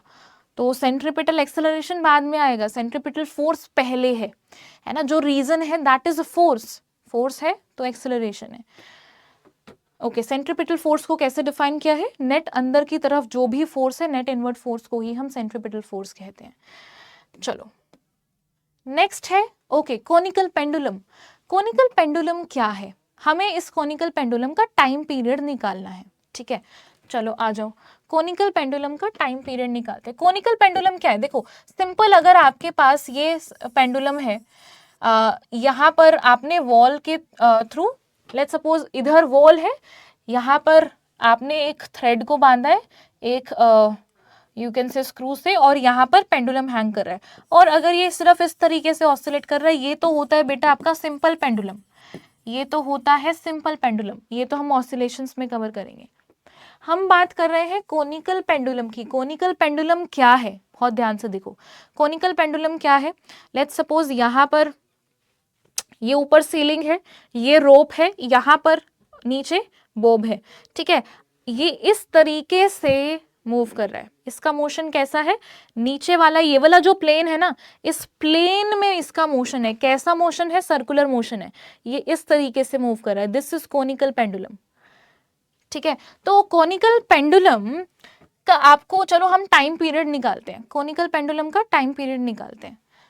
कौन कौन से फोर्सेस लग रहे हैं, पहले इसको बहुत ध्यान से देखना, ठीक है। ये आपके पास पेंडुलम है, at an instant, let's suppose at an instant ये यहाँ पर है बोब, ठीक है, इसका लेंथ L है, इसका मास M है। चलो बताओ कौन कौन से फोर्सेस लग रहे हैं इस बॉब के ऊपर, इसका मोशन कैसा है, इसका मोशन है ऐसा, इसका मोशन ऐसा है, इस प्लेन में है और सर्कुलर मोशन हो रहा है, ठीक है, ठीक, ओके। सो इस बॉब के ऊपर कौन कौन से फोर्सेस लग रहे हैं आप वो देखते हैं। mg तो चलो नीचे लग ही रहा है, वेट तो नीचे लग ही रहा है, mg तो नीचे लग ही रहा है, ठीक है। स्ट्रिंग है, इधर टेंशन T है, और कौन सा फोर्स है, और कौन सा फोर्स इसके ऊपर लग रहा है, और कोई फोर्स लग रहा है क्या इसके ऊपर, और कोई फोर्स नहीं लग रहा, नहीं लग रहा, तो ये इसका रेडियस है, ठीक है, ये इसका रेडियस है, ओके। अब हम क्या कहेंगे, लेट्स सपोज ये थीटा एंगल पे था, अब हम इन फोर्सेस को रिजॉल्व करते हैं, और कोई भी फोर्स नहीं लग रहा, फोर्सेस को रिजॉल्व किसके अलोंग करेंगे, रेडियल कंपोनेंट के, ठीक है, और रेडियल कंपोनेंट के अलोंग इसको एक बार हम रिजॉल्व करते हैं और देखते हैं क्या आता है, रेडियल एंड टेंजेंशियल। तो ये थीटा है, तो हम कह सकते हैं ये आ जाएगा आपके पास, ये अगर थीटा है, let me just redraw this, ठीक है, ये अगर थीटा है, ये थीटा हो जाएगा, तो हम कह सकते हैं ये theta, this is T cos theta and this is T sine theta, correct, बस हो गया काम। अगर आप ध्यान दो, क्योंकि इसका मोशन प्लेन में हो रहा है, वर्टिकल नहीं हो रहा, तो टी कॉस थीटा तो mg के इक्वल है, सबसे पहली बात। दूसरी बात, यहां पर हमें दिख रहा है कि ये सर्कुलर मोशन कर रहा है, उसके लिए तो सेंट्रीपिटल फोर्स चाहिए ही चाहिए, सेंट्रीपिटल फोर्स होगा तभी तो ये सर्कुलर मोशन में मूव करेगा। सेंट्रीपिटल फोर्स मतलब नेट अंदर की तरफ फोर्स कोई ना कोई तो होना चाहिए, क्योंकि अंदर की तरफ अगर कोई ना कोई फोर्स है तभी सर्कुलर मोशन होगा। ये मैं बता ही देती हूँ पॉइंट, जो मैंने पहले थोड़ा सा स्किप कर दिया है, स्किप नहीं किया मैंने, डेलिबरेटली ही आगे चला था, क्योंकि वैसे तो सिंपल सी चीजें सभी को पता होगी। लेट्स सपोज आपके पास पार्टिकल है, वो इधर मूव कर रहा है, ठीक है, इसके ऊपर फोर्स लग रहा है इधर की तरफ, क्या होगा, ये इधर जा रहा था, फोर्स इधर लग रहा है, अब ये थोड़ा सा इधर मूव करेगा, ठीक है, पार्टिकल अब इधर जाना चाह रहा है लेकिन फोर्स इधर लग रहा है, तो क्या होगा, ये थोड़ा सा ऐसे हो जाएगा, फिर ये पार्टिकल इधर जाना चाह रहा है लेकिन फोर्स इधर लग रहा है, तो ये ऐसे हो जाएगा थोड़ा सा, इस तरीके से करते करते पूरा सर्कल बन जाएगा। कब बन रहा है, सर्कुलर मोशन कब हो रहा है, सर्कुलर मोशन होने के लिए रिक्वायरमेंट क्या है, सेंट्रीपिटल फोर्स, ऐसा फोर्स जो अंदर की तरफ लग रहा हो, ठीक है, ऐसा फोर्स जो अंदर की तरफ लग रहा हो, net inward force is your centripetal force. तो टी साइन थीटा यहाँ पर सेंट्रीपिटल फोर्स का काम कर रहा है ना, हमें दिख रहा है कि हाँ ये जो बॉब है ये सर्कुलर मोशन में मूव कर रहा है इस नीचे वाले प्लेन में, तो कुछ ना कुछ तो सेंट्रीपिटल फोर्स होना चाहिए, वो कौन सा फोर्स है, टी साइन थीटा है, T sine theta is your centripetal force. Centripetal force किसके इक्वल हो जाएगा, mv स्क्वायर बाय r के इक्वल हो जाएगा, है ना। फोर्स किसके इक्वल होता है, mass into acceleration, centripetal acceleration होगी जब हम सेंट्रीपिटल फोर्स की बात कर रहे हैं, तो m centripetal acceleration is v square by r, तो सेंट्रीपिटल फोर्स आ जाता है mv स्क्वायर बाय r, ठीक है। तो दोनों को डिवाइड कर दो, दोनों को डिवाइड कर दीजिए, ठीक है, हमें क्या मिल जाएगा, दिस इज 1 दिस इज 2, दोनों को डिवाइड कर दो, sine theta by cos theta equals mv square by r into mg, mass mass cancel, इधर आ रहा है tan theta is equals to v square over rg, ठीक है, हमें मिल गया है tan theta is equals to v square over r g. V किसके इक्वल होता है, आर ओमेगा के इक्वल होता है, यहाँ पर पुट कर दो आर स्क्वायर ओमेगा स्क्वायर, ठीक है, इधर है आर जी, एक आर कैंसिल आउट हो रहा है, you are getting R omega square over ji.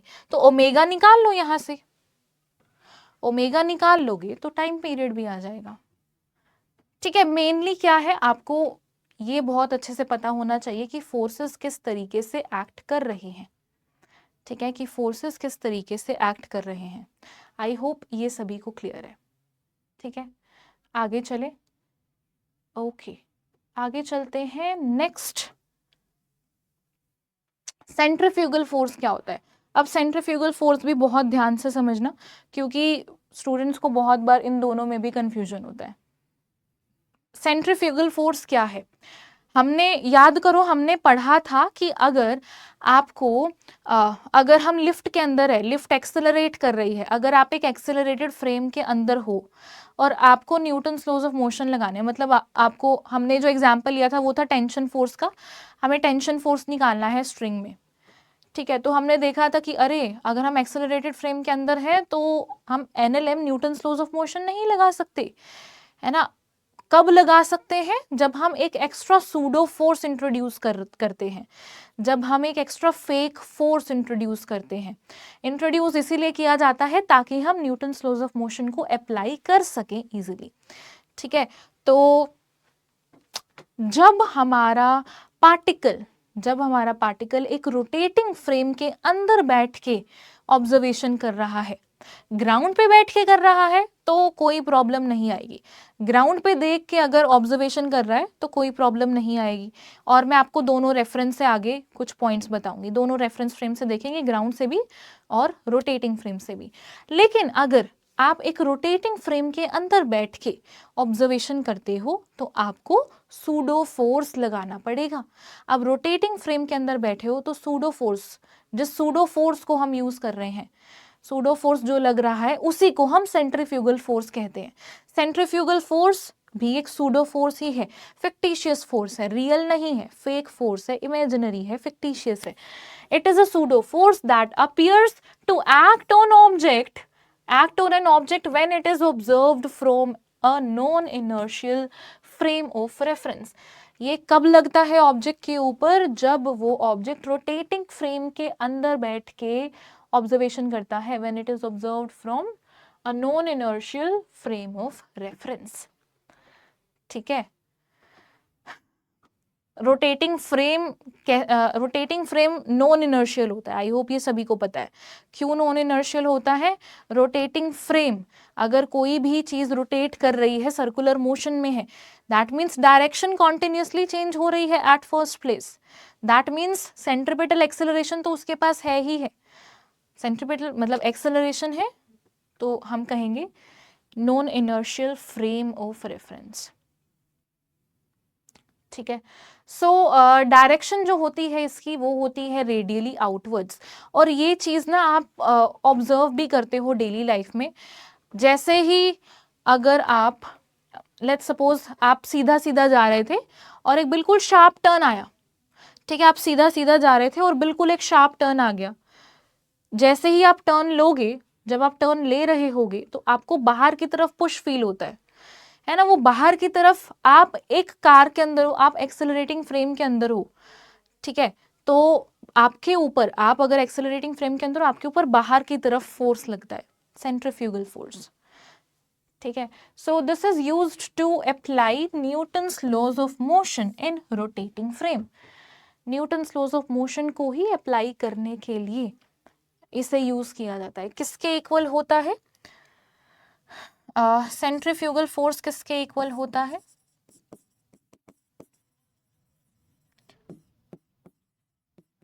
mv² bye r के इक्वल ही होता है। एक्चुअली क्या होता है, अगर मैं एक रोटेटिंग फ्रेम के अंदर हूं, अगर मैं रोटेटिंग फ्रेम के अंदर हूं तो मुझे तो, मैं नहीं दिखूंगी ना कि मैं सर्कुलर मोशन कर रही हूं। अगर आपको दिख रहा है बाहर से अच्छा सर्कुलर मोशन हो रहा है, आपके दिमाग में आना चाहिए सबसे पहले कि हाँ, अगर सर्कुलर मोशन हो रहा है तो सेंट्रीपिटल फोर्स होगा कुछ ना कुछ, ठीक है। अगर मैं ऑलरेडी उस फ्रेम के अंदर प्रेजेंट हूं तो मुझे नहीं दिखेगा कि हाँ मैं एक्चुअली सर्कुलर मोशन कर रही हूँ, ठीक है। तो इसीलिए हम क्या लगाते हैं, न्यूटन्स लॉज ऑफ मोशन को यूज करने के लिए सेंट्रीफ्यूगल फोर्स हमें कंसिडर करना होता है। सेंट्रीफ्यूगल फोर्स क्या है? एक सूडो फोर्स ही है। अब जितनी भी हम चीज़ें डिस्कस करेंगे ना, उन सभी में हम दोनों फ्रेम के अकॉर्डिंग करते हैं, ठीक है। पहले ये वाला क्वेश्चन ही देख लेते हैं। एक क्वेश्चन है, आपके पास ये एक बाउल है, आपके पास ये एक बॉल है, एंड इसके अंदर ना ये स्पिन कर रहा है, ठीक है, ये ओमेगा एंगुलर वेलोसिटी से स्पिन कर रहा है, ये ओमेगा एंगुलर वेलोसिटी से रोटेट कर रहा है, ठीक है, एक बाउल है और ये ओमेगा एंगुलर वेलोसिटी से रोटेट कर रहा है, और मैंने क्या किया, इसके अंदर एक मार्बल डाल दिया, एक पत्थर डाल दिया। ठीक है, क्या होगा, मैंने इसके अंदर एक मार्बल डाल दिया, एक पत्थर डाल दिया, क्या होगा, उसके ऊपर सेंट्रीफ्यूगल फोर्स लगेगा, सेंट्रीफ्यूगल फोर्स की वजह से वो थोड़ा सा बाहर की तरफ उसके ऊपर फोर्स लगेगा। तो लेट्स सपोज किसी इंस्टेंट पे ना मार्बल इधर है, ठीक है, किसी इंस्टेंट पे मार्बल इधर है। अब आपसे क्वेश्चन पूछा जा रहा है, व्हाट कंडीशन सच दैट, आपको कंडीशन बतानी है, condition such that the position of marble, the position of marble कहो या स्टोन कहो, डज नॉट चेंज। मतलब अब ये इसी पोजीशन पे रहे, आपको ये दिया गया है, अब इस इंस्टेंट पे ना इसकी जो पोजीशन है दैट इज थीटा, अरे इसकी जो पोजीशन है दैट इज थीटा, ये आपको दिया गया है कि ये जो एंगल है ये थीटा है। क्वेश्चन क्या है, क्वेश्चन ये है कि आपको वो कंडीशन बतानी है ताकि ये मार्बल यहीं पर ही रहे, इसी पोजीशन पे ही रहे। फिर से सुनो क्वेश्चन, आपके पास एक हेमिस्फेरिकल बॉल है, उसके अंदर वो स्पिन कर रहा है, वो रोटेट कर रहा है ओमेगा एंगुलर स्पीड से, उसके अंदर हमने एक मार्बल डाल दिया, क्या होगा, उसके ऊपर बाहर की तरफ फोर्स लगेगा, सेंट्रीफ्यूगल फोर्स लगेगा, जिसकी वजह से वो थोड़ा सा इधर तक आ गया। अब आपसे पूछा जा रहा है कि हम चाहते हैं इसकी पोजीशन ना चेंज ना हो, तो बताओ कितना, क्या कंडीशन होगी, सिर्फ कंडीशन बतानी है आपको। चलो जी आ जाओ, क्या कंडीशन होगी, इसके ऊपर कौन कौन से फोर्सेस लग रहे हैं, इस स्टोन के ऊपर कौन कौन से फोर्सेस लग रहे हैं, mg नीचे लग रहा होगा, अगर इसका मास m है mg नीचे लग रहा होगा, और यहाँ पर कांटेक्ट में है तो नॉर्मल फोर्स भी लगेगा। नॉर्मल फोर्स कैसे लगता है, ऑफ कोर्स परपेंडिकुलरली लगता है, तो इस पॉइंट पे परपेंडिकुलरली अगर हम ड्रॉ करेंगे, इस पॉइंट पे अगर आप परपेंडिकुलरली ड्रॉ करोगे, वो सेंटर से जाएगा, ठीक है, वो सेंटर से जाएगा, मतलब यही वाली लाइन जो है, ठीक है, नॉर्मल फोर्स इधर लग रहा है, करेक्ट। और कौन सा फोर्स लग रहा है, और कौन सा फोर्स लग रहा है यहाँ पर, बाहर से बैठ के देखते हैं, ठीक है, ग्राउंड फ्रेम से देखते हैं, कहीं से भी बैठ के देखो, अभी अभी हमने वैसे सेंट्रीफ्यूगल पढ़ा है तो अंदर से ही बैठ के देख लो, ठीक है, आप इस रोटेटिंग फ्रेम के अंदर ही हो, तो आपको क्या लगेगा कि इसके ऊपर बाहर की तरफ सेंट्रीफ्यूगल फोर्स लगेगा, mv²/r, ठीक है, ओके। और तो कोई फोर्स नहीं लग रहा है, ये जो स्टोन है इसका मोशन इस वाले सर्कुलर ट्रैक पे हो रहा है ना, क्योंकि ये स्पिन कर रहा है, ये रोटेट हो रहा है ये बाउल, तो अभी ये स्टोन इधर है, फिर इधर होगा, फिर इधर होगा, फिर इधर होगा, ठीक है। चलो अब अगर आपको चाहिए कि इसकी पोजीशन चेंज ना हो तो फोर्सेस को रिजॉल्व कर दो, फोर्सेस को रिजॉल्व कर देते हैं। ये अगर थीटा है तो हमें रिजॉल्व करना है इस रेडियस के अलोंग, ठीक है, mg तो चलो नीचे ही है, नॉर्मल फोर्स को रिजॉल्व करना है, नॉर्मल फोर्स इधर है, ये अगर थीटा है तो ये भी थीटा हो जाएगा, यस, तो ये है बेटा n cos थीटा, ये है n कोसाइन थीटा, और ये है n साइन थीटा, ठीक है, तो n साइन थीटा किसके इक्वल है, mv²/r के इक्वल है, और दूसरा n cos थीटा किसके इक्वल है, mg के इक्वल है। दोनों को डिवाइड कर दो, यहां से आपको क्या मिल जाएगा, दोनों को डिवाइड कर दो, आपको मिल जाएगा again tangent theta is equals to v²/rg, ठीक है।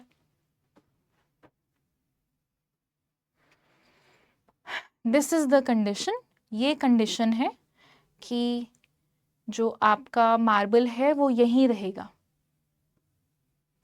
कंडीशन क्या है, tan थीटा इक्वल्स v²/rg, या फिर कहो v² is equals to rg tangent theta, ठीक है।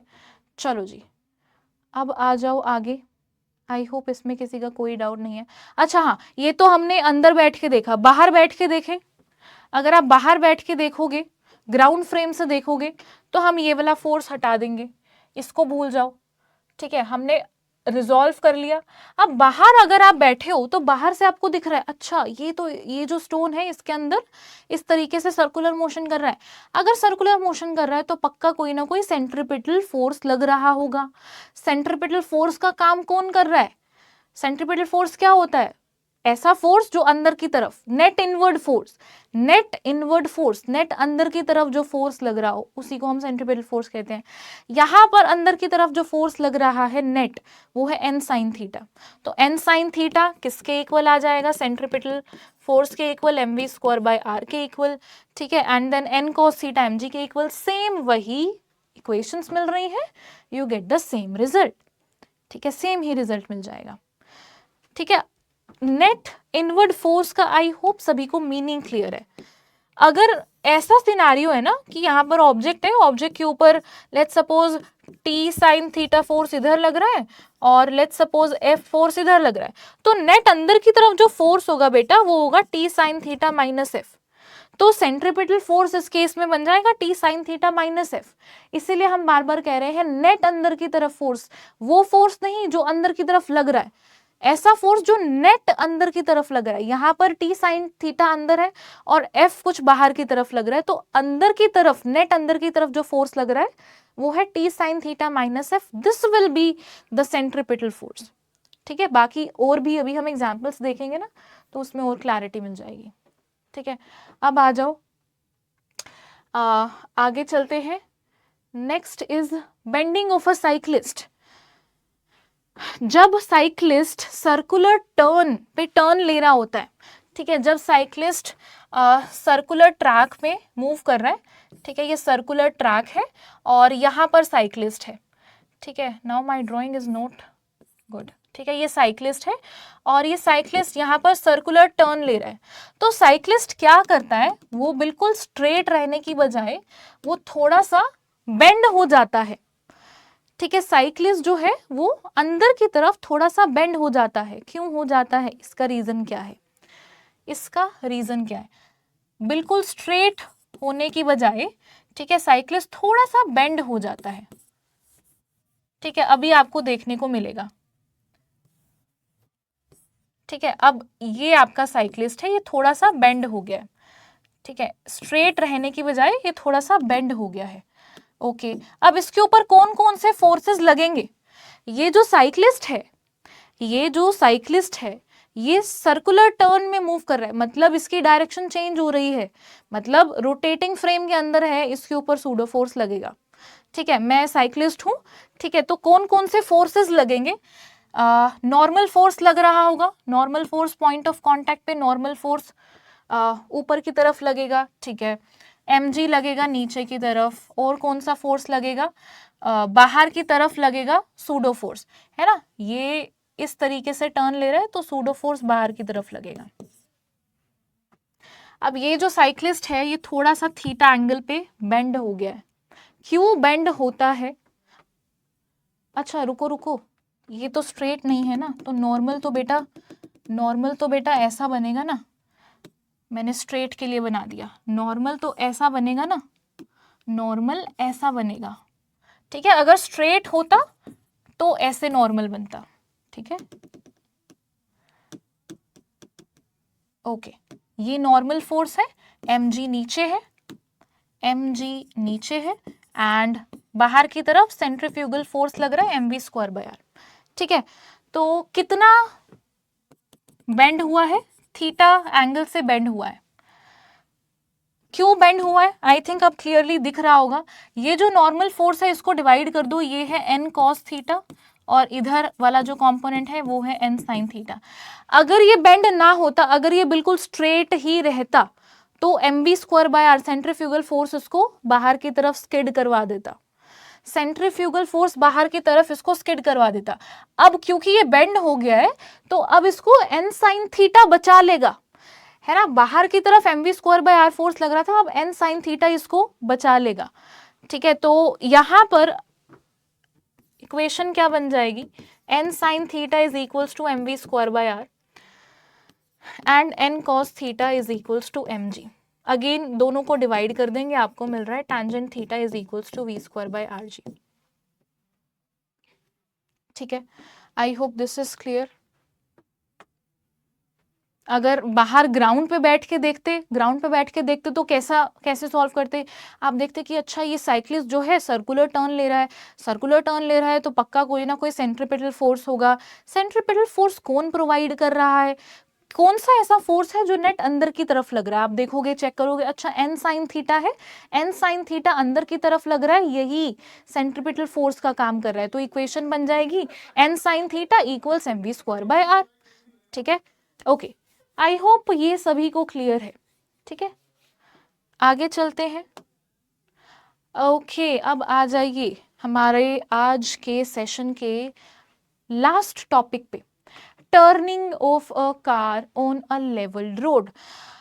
अगर हम सिर्फ और सिर्फ एक हॉरिजॉन्टल रोड की बात कर रहे हैं, आपके पास एक लेवल्ड रोड है, ठीक है, और आप सर्कुलर टर्न ले रहे हो, ठीक है, आप सर्कुलर टर्न ले रहे हो, इस तरीके से बना लें क्या?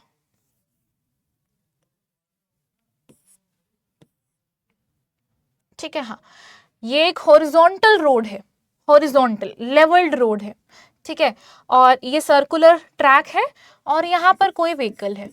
ठीक है, ओके, देखते हैं क्या होता है। अगर आप सर्कुलर ट्रैक के ऊपर टर्न ले रहे हो, देखते हैं कौन कौन से फोर्सेस लगते हैं, कौन कौन से फोर्सेस लगेंगे।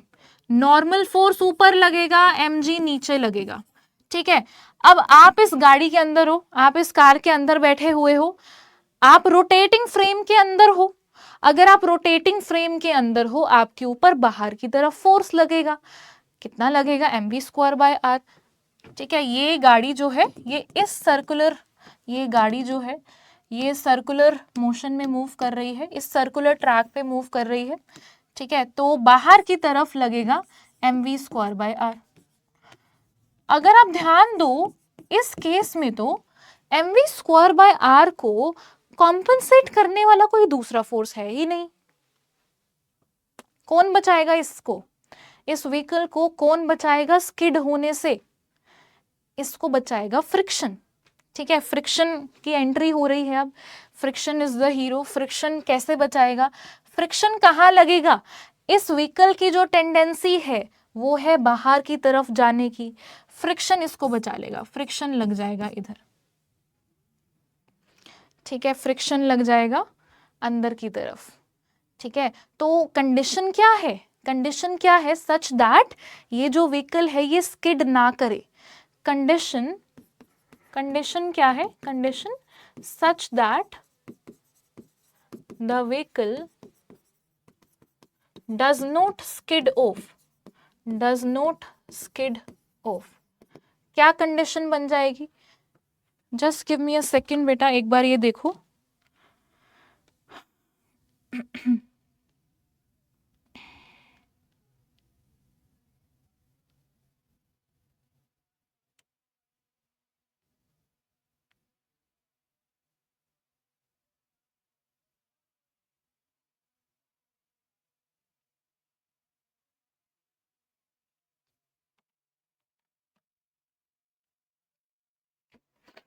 ओके, यहाँ पर क्या कंडीशन बन रही है? ताकि ये जो व्हीकल है ये स्लिप ना कर जाए, स्किड ना कर जाए, क्या कंडीशन हो जाएगी? ये वाला जो फोर्स है, मतलब ये वाला फोर्स ज्यादा होना चाहिए, या फिर ये कहो mv²/r जो है वो कम होना चाहिए, या कहो जो f है that should be greater than और इक्वल टू mv²/r, या फिर कहो mv²/r should be less than equal to friction force. क्योंकि फ्रिक्शन फोर्स जो है बेटा, यहाँ पर जो फ्रिक्शन फोर्स है वो कौन सा होगा? ये बहुत अच्छा पॉइंट है। यहाँ पर जो फ्रिक्शन फोर्स है वो कौन सा होगा? f की क्या वैल्यू लोगे? f की यहाँ पर क्या वैल्यू लोगे? कौन सा फ्रिक्शन लगता है? स्टैटिक फ्रिक्शन लगता है। ठीक है, f जो है ये है बेटा स्टैटिक फ्रिक्शन। स्टैटिक फ्रिक्शन क्यों है? आपके माइंड में आना चाहिए कि मैम ये जो कार है ये तो मूव कर रही है, ये तो यहाँ तो काइनेटिक फ्रिक्शन होना चाहिए। नहीं होगा काइनेटिक फ्रिक्शन। जो कार मूव कर रही है, जो व्हील्स हैं जब वो रोल कर रहे हैं, व्हील्स का मोशन कैसा है? रोलिंग मोशन है ना? तो रोटेशनल मोशन वाले चैप्टर में वैसे हम इसको बहुत अच्छे से डिस्कस करेंगे, रोलिंग मोशन वाले पार्ट में। बट इन शॉर्ट देखो, ये आपका व्हील है, ठीक है, ये व्हील आगे जा रहा है। जब ये व्हील आगे की तरफ जा रहा है तो ये वाला जो पॉइंट है, ये वाला पॉइंट हमेशा विद रिस्पेक्ट टू ग्राउंड, ये वाला पॉइंट जो पॉइंट ऑफ कांटेक्ट है और जो ग्राउंड है, इन दोनों के बीच में कभी भी रिलेटिव मोशन नहीं है। बहुत ध्यान से सुनना। स्लिपिंग कब होती है? स्लिपिंग को हम डिफाइन कैसे करते हैं? स्लिपिंग को हम डिफाइन कैसे करते हैं? मतलब रिलेटिव मोशन, स्लिपिंग को हटाओ, वैसे स्लिपिंग भी अभी मैं आगे वर्ड यूज करूंगी। काइनेटिक फ्रिक्शन कब आता है? जब रिलेटिव मोशन हो। रिलेटिव मोशन क्या यहां पर हो रहा है? ये जो पॉइंट ऑफ कांटेक्ट है और ये जो ग्राउंड है, इन दोनों के बीच में रिलेटिव मोशन नहीं है। रिलेटिव मोशन मतलब कि रिलेटिव मोशन का मतलब स्लिपिंग ही होता है। स्लिप कब करते हैं? बहुत सिंपल सा एग्जांपल लो। आप नॉर्मली चल रहे थे, रास्ते में बनाना पील था, केले का छिलका था, आपने उसके ऊपर स्टेप किया और आप इस तरीके से स्लाइड कर गए, स्लिप हो गए, इसी को स्लिपिंग कहते हैं। स्लिपिंग जब आप कर रहे हो, उस सिनेरियो को बहुत ध्यान से देखो। ये ग्राउंड है और आप ऐसे स्लिप कर गए, ये ग्राउंड है और आप ये स्लिप कर गए, मतलब ग्राउंड और आपके पैर के बीच में रिलेटिव मोशन है। लेकिन जब हम नॉर्मली वॉक कर रहे होते हैं, जब आप नॉर्मली वॉक कर रहे हो, तब क्या स्लिपिंग होती है? तब स्लिपिंग नहीं होती। क्यों? क्योंकि you are lifting your feet ना, आप पैर को उठा रहे हो, आपने पैर रखा, ठीक है, फिर पैर से आप ग्राउंड को पुश कर रहे हो, ग्राउंड आपको फर्दर आगे पुश कर रहा है, तो आपका पैर ऐसे नहीं जा रहा, दिस इज स्लिपिंग। आपका पैर इस तरीके से यहां पर रखा, फिर आपने दूसरा रखा, फिर मतलब जो पॉइंट ऑफ कांटेक्ट है, पॉइंट ऑफ कांटेक्ट और जो ग्राउंड है, उनके बीच में रिलेटिव मोशन नहीं है जब आप नॉर्मल वॉक कर रहे हो। स्लिपिंग कब होती है? जब इस तरीके से ये स्लाइड कर रहा है, ठीक है। तो काइनेटिक फ्रिक्शन कब होता है? जब रिलेटिव मोशन होता है। तो यहां पर जब रोलिंग हो रही है, जब रोलिंग हो रही है, जब टायर रोल करके आगे जा रहा है, so there is no relative motion. Relative motion नहीं है तो कौन सा फ्रिक्शन होगा? स्टैटिक फ्रिक्शन होगा। स्टैटिक फ्रिक्शन है। आई होप सभी को क्लियर है, ठीक है। चलो, स्टैटिक फ्रिक्शन एडजस्टेबल होता है, ठीक है। स्टैटिक फ्रिक्शन कितना हेल्प कर सकता है? स्टैटिक फ्रिक्शन कब तक बचा सकता है इसको स्किड ऑफ होने से? ये पूरी अपनी जान लगा देगा, इसकी लिमिटिंग वैल्यू तक पहुंच जाएगा, म्यू एन, ठीक है। जब M we square by R less than equal to mu N होगा, तभी स्किडिंग नहीं होगी, ठीक है। अगर M we square by R की वैल्यू म्यू एन से कम या म्यू एन के इक्वल होगी, तब तक आप स्किड नहीं करोगे। अगर उससे ज्यादा हुई तो आप स्किड कर जाओगे, ठीक है, बाहर की तरफ फेंके जाओगे। तो एन नॉर्मल फोर्स किसके इक्वल होगा? mg के इक्वल होगा। यहां पर पुट कर दो mg, m से m कैंसिल आउट हो रहा है, तो v स्क्वायर बेटा किसके इक्वल आ रहा है? बेटा यहाँ म्यू एस है, म्यू एस इंटू एन, ठीक है। हम लिमिटिंग वैल्यू ले रहे हैं ना, तो v स्क्वायर की जो वैल्यू आ रही है that is less than equal to mu S into R G. मतलब अगर v स्क्वायर की वैल्यू या फिर v की value less than equal to under root mu S into R G होती है, तभी स्किडिंग अवॉइड की जा सकती है। अगर v की वैल्यू इससे ज्यादा हुई तो स्किड कर जाओगे, तो ऑफ कोर्स एक्सीडेंट हो जाएगा, ठीक है। तो फ्रिक्शन आपको नहीं बचा पाएगा। तो फ्रिक्शन लेवल्ड रोड्स पे किस तरीके से बचाता है? अगर आपकी जो स्पीड है वी स्क्वायर जो है, अगर वो less than equal to mu S R G के इक्वल है तो बच जाओगे, नहीं तो नहीं बचोगे।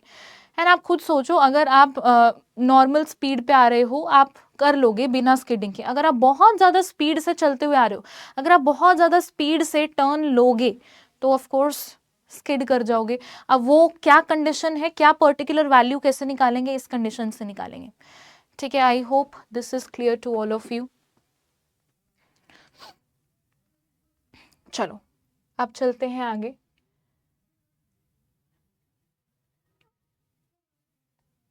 अरे अरे ये क्या हो रहा है? बैंकिंग ऑफ रोड तो अभी हम करेंगे, पहले एक बार ये देख लो। मैंने कुछ नहीं, मुझे लगा मैंने गलती से डिलीट कर दिया। ये वैसे बहुत ही सिंपल सा क्वेश्चन है। A cyclist speeding at 18 kilometre per hour on a level road takes a sharp circular turn.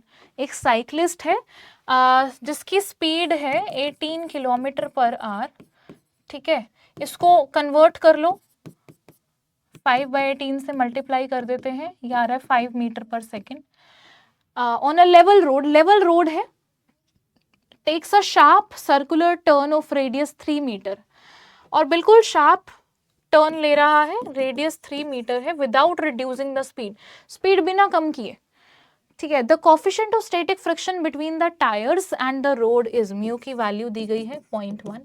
Will the cyclist slip while taking the turn, क्या ये साइक्लिस्ट स्लिप करेगा कि नहीं करेगा, कैसे पता चलेगा, इसी को यूज करो, v square should be less than और equal to mu S R ji.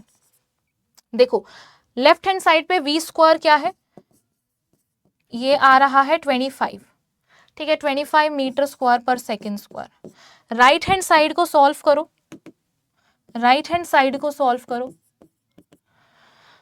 Mu S क्या है बेटा 0.1 है, आर क्या है 3 मीटर है, और जी क्या है 10 ले लो, तो दिस इज 3, अरे 3 आ रहा है, बताओ यहाँ पर 25 शुड बी लेस देन, 25 छोटा होना चाहिए था इससे, ये जो वैल्यू है ये बहुत ही कम आई है, तो ये कंडीशन सेटिस्फाई नहीं हो रही, condition not being satisfied, not being satisfied, तो हम क्या कहेंगे कि हाँ ये स्लिप हो जाएगा, will slip, cyclist will slip, cyclist जो है वो स्लिप कर जाएगा, ठीक है। आई होप ये सभी को क्लियर है, ठीक है, हमने सिर्फ और सिर्फ यही कंडीशन यूज की है। अब आ जाओ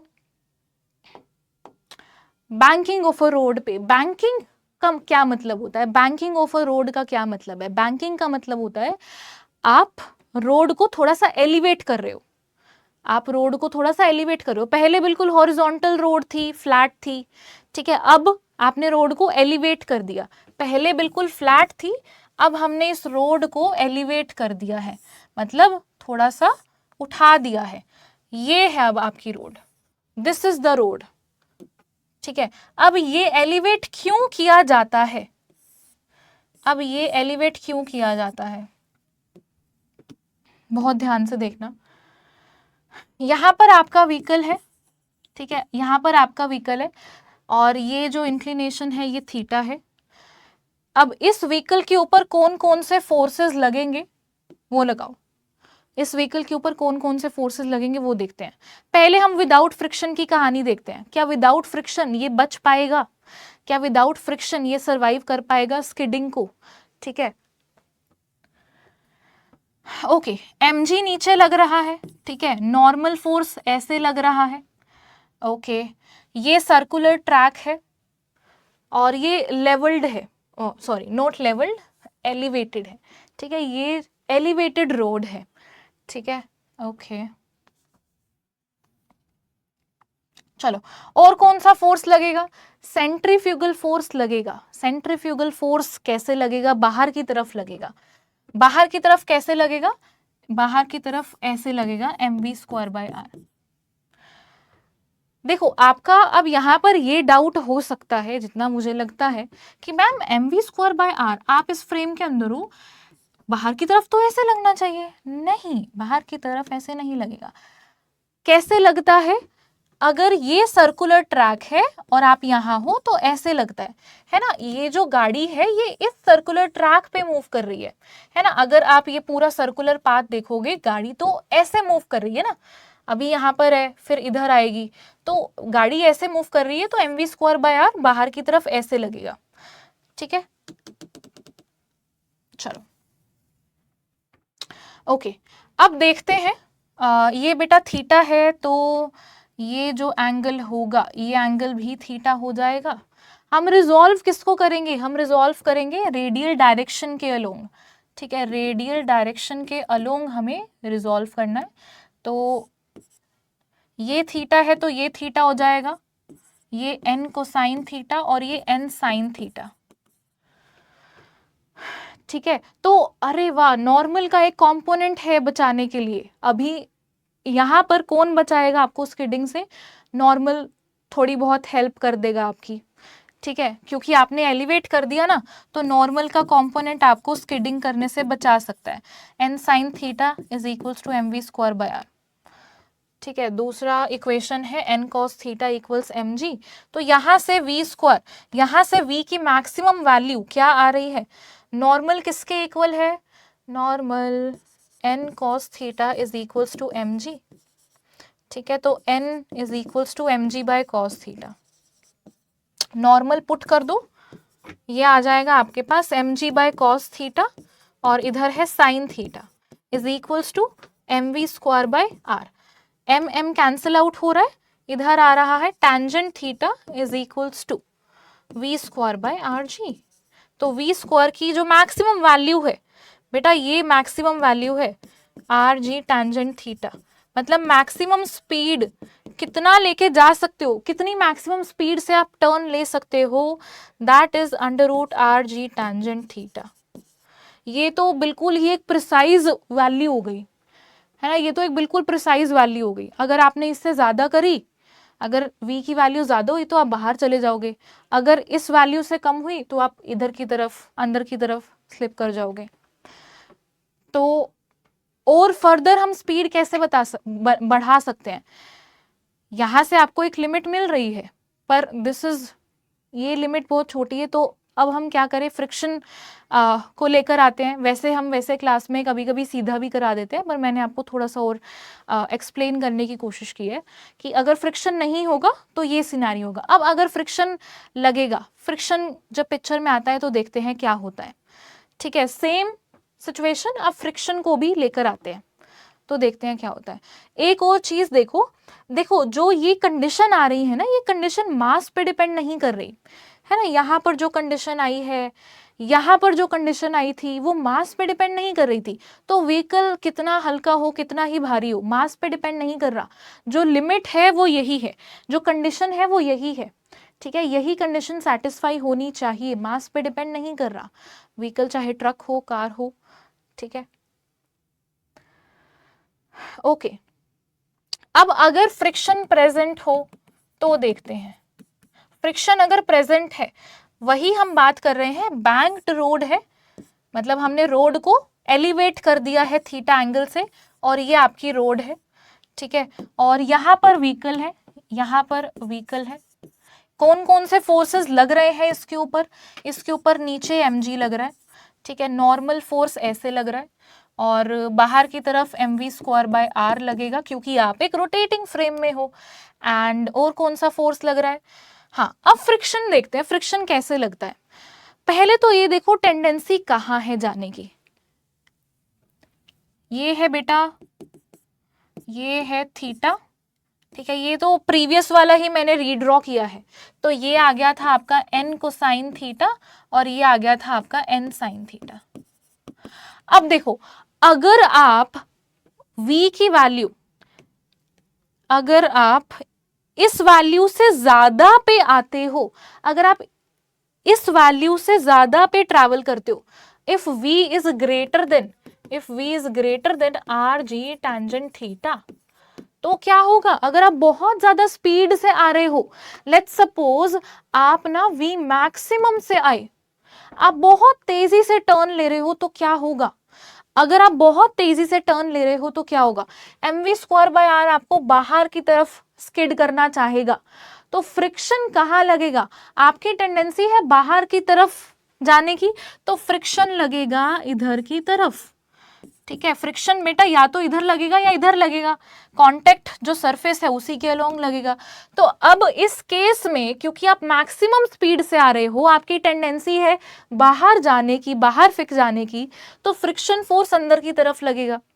ठीक है, ठीक है, अगर फ्रिक्शन फोर्स अंदर की तरफ लगेगा, अब इक्वेशंस लिखो, इक्वेशन लिखते हैं, क्या आ जाएगी इक्वेशन, हमें इसे रिजॉल्व करना है रेडियल कंपोनेंट के अलोंग। ठीक है, ये आपका n साइन थीटा है। इक्वेशन तो वैसे आप फिर भी लिख लोगे, सिर्फ इतना ध्यान रखना, जब मैक्सिमम वेलोसिटी से आप आ रहे हो, सो टेंडेंसी क्या है, टेंडेंसी टू फॉल आउटवर्ड्स, है ना, मतलब स्किड ऑफ, आप स्किड ऑफ कर जाओगे, बाहर की तरफ फेंके जाओगे। तो फ्रिक्शन कहाँ लगेगा, फ्रिक्शन बचाने की कोशिश करेगा, फ्रिक्शन कहाँ लगेगा, friction will act inwards, friction अंदर की तरफ लगेगा। ठीक है, mv स्क्वायर बाय r बाहर है, फ्रिक्शन इधर लगेगा। अब इसका एक कंपोनेंट जो है वो आपको देखना है, ये वाला कंपोनेंट। ठीक है, अब थीटा थीटा का गेम खेलना है। अगर ये थीटा है, ये इसका परपेंडिकुलर, हाँ ये भी थीटा हो जाएगा, तो बेटा ये आ रहा है f cos थीटा। ये कैसे पता चला थीटा है? परपेंडिकुलर्स वाला रूल लगाया है। नहीं पता तो खुद से एक बार करके देख लो। ठीक है, ये मैथमेटिकल चीज़ों में कंफ्यूज मत हुआ करो, जब तक खुद से नहीं करके देखोगे नहीं समझ आएगा। ठीक, खुद ड्रॉ करना, आपको ये दिख जाएगा कि एफ कॉस थीटा आ जाएगा। मैंने सीधा सीधा परपेंडिकुलर वाला लगा दिया है रूल, ये इसके परपेंडिकुलर है और ये इसके परपेंडिकुलर है, इन दोनों के बीच का एंगल थीटा है, तो ये एंगल भी थीटा हो जाएगा। चलो इक्वेशन क्या बन जाएगी? इक्वेशन बन जाएगी F cos theta plus N sine theta. अब दो हीरोज हैं जो आपको बचा रहे हैं, किसके equal? M we square by are के इक्वल। दूसरी इक्वेशन क्या आ रही है? दूसरी इक्वेशन है बेटा ये एफ था और ये एफ कॉस थीटा, और इधर क्या है? F sine theta. ठीक है, फ्रिक्शन इधर था, ये एफ कॉस थीटा, ये एफ साइन थीटा। दूसरी इक्वेशन है N cos theta is equals to M G plus F sine theta. अब ये दो इक्वेशंस जो बनी है ना, यहां से आपको जो कैलकुलेट करना है दैट इज v। ठीक है, v हमें निकालना है, मैं एक बार जल्दी से निकाल देती हूँ एंड लेट्स सी क्या आता है। एंड f की वैल्यू क्या है? फ्रिक्शन अपनी पूरी जान लगा देगा, पूरा लिमिटिंग वैल्यू हम लेंगे यहाँ पर। ठीक है, सो अब इसको एज इट इज रखते हैं। ओके, यहाँ पे एम जी इधर आ जाएगा, N cos theta minus F sine theta is equals to M G. फिर आपको इन दोनों को डिवाइड करना है और आपको वी स्क्वायर का एक्सप्रेशन मिल जाएगा। ठीक है, ना होल्ड ऑन टू दैट, वो आप कैलकुलेशन कर सकते हो, आपको वी स्क्वायर का एक्सप्रेशन तो मिल जाएगा। एक तो ये सिनारियो हो गया जब आप बहुत तेजी से आ रहे थे, मैक्सिमम स्पीड से आ रहे थे। अब दूसरा केस क्या है? आप बहुत ही धीरे धीरे आ रहे हो। अगर आप बहुत धीरे धीरे आओगे, अगर आप मिनिमम स्पीड पे आओगे, if you are traveling, if you are moving at minimum speed, at minimum है ना, v मिनिमम से अगर आप मूव करोगे तो क्या होगा? मतलब जब आपकी speed R G under root R G tan theta से, इसका क्या मतलब है? अगर v की value under root R G tan theta से छोटी है तो क्या होगा? तो ये वाला कंपोनेंट तो कंट्रीब्यूट नहीं करेगा, ये छोटा है ना, तो अब इसकी टेंडेंसी होगी अंदर की तरफ गिरेगा, tendency to fall inwards, tendency to slip inwards. अब इसकी टेंडेंसी क्या है? अंदर की तरफ स्लिप करने की है, तो अब फ्रिक्शन कहाँ लगेगा? अब फ्रिक्शन बाहर की तरफ लगेगा। इस सिनेरियो में फ्रिक्शन बाहर की तरफ लगेगा। ठीक है, इस सिनेरियो में फ्रिक्शन बाहर की तरफ लगेगा। आई होप इसमें किसी का कोई डाउट नहीं होगा। ठीक है, यहां से भी आप देख सकते हो, इससे पहले जो मैंने आपको एक्सप्लेन किया था ना विदाउट फ्रिक्शन वाला केस, यहां से भी आप देख सकते हो कि अगर फ्रिक्शन नहीं होगा, आप इस टर्म को जीरो कर दोगे, एफ को, ये वाली टर्म को जीरो कर दोगे, सेम इक्वेशन आ रही है। ठीक है, यहां से आपको सेम ही इक्वेशन मिल रही है। आई होप इसमें किसी का कोई डाउट नहीं है। एक बार इसको अच्छे से देख लो, अच्छे से थोड़ा सा इसको ग्रास्प करो।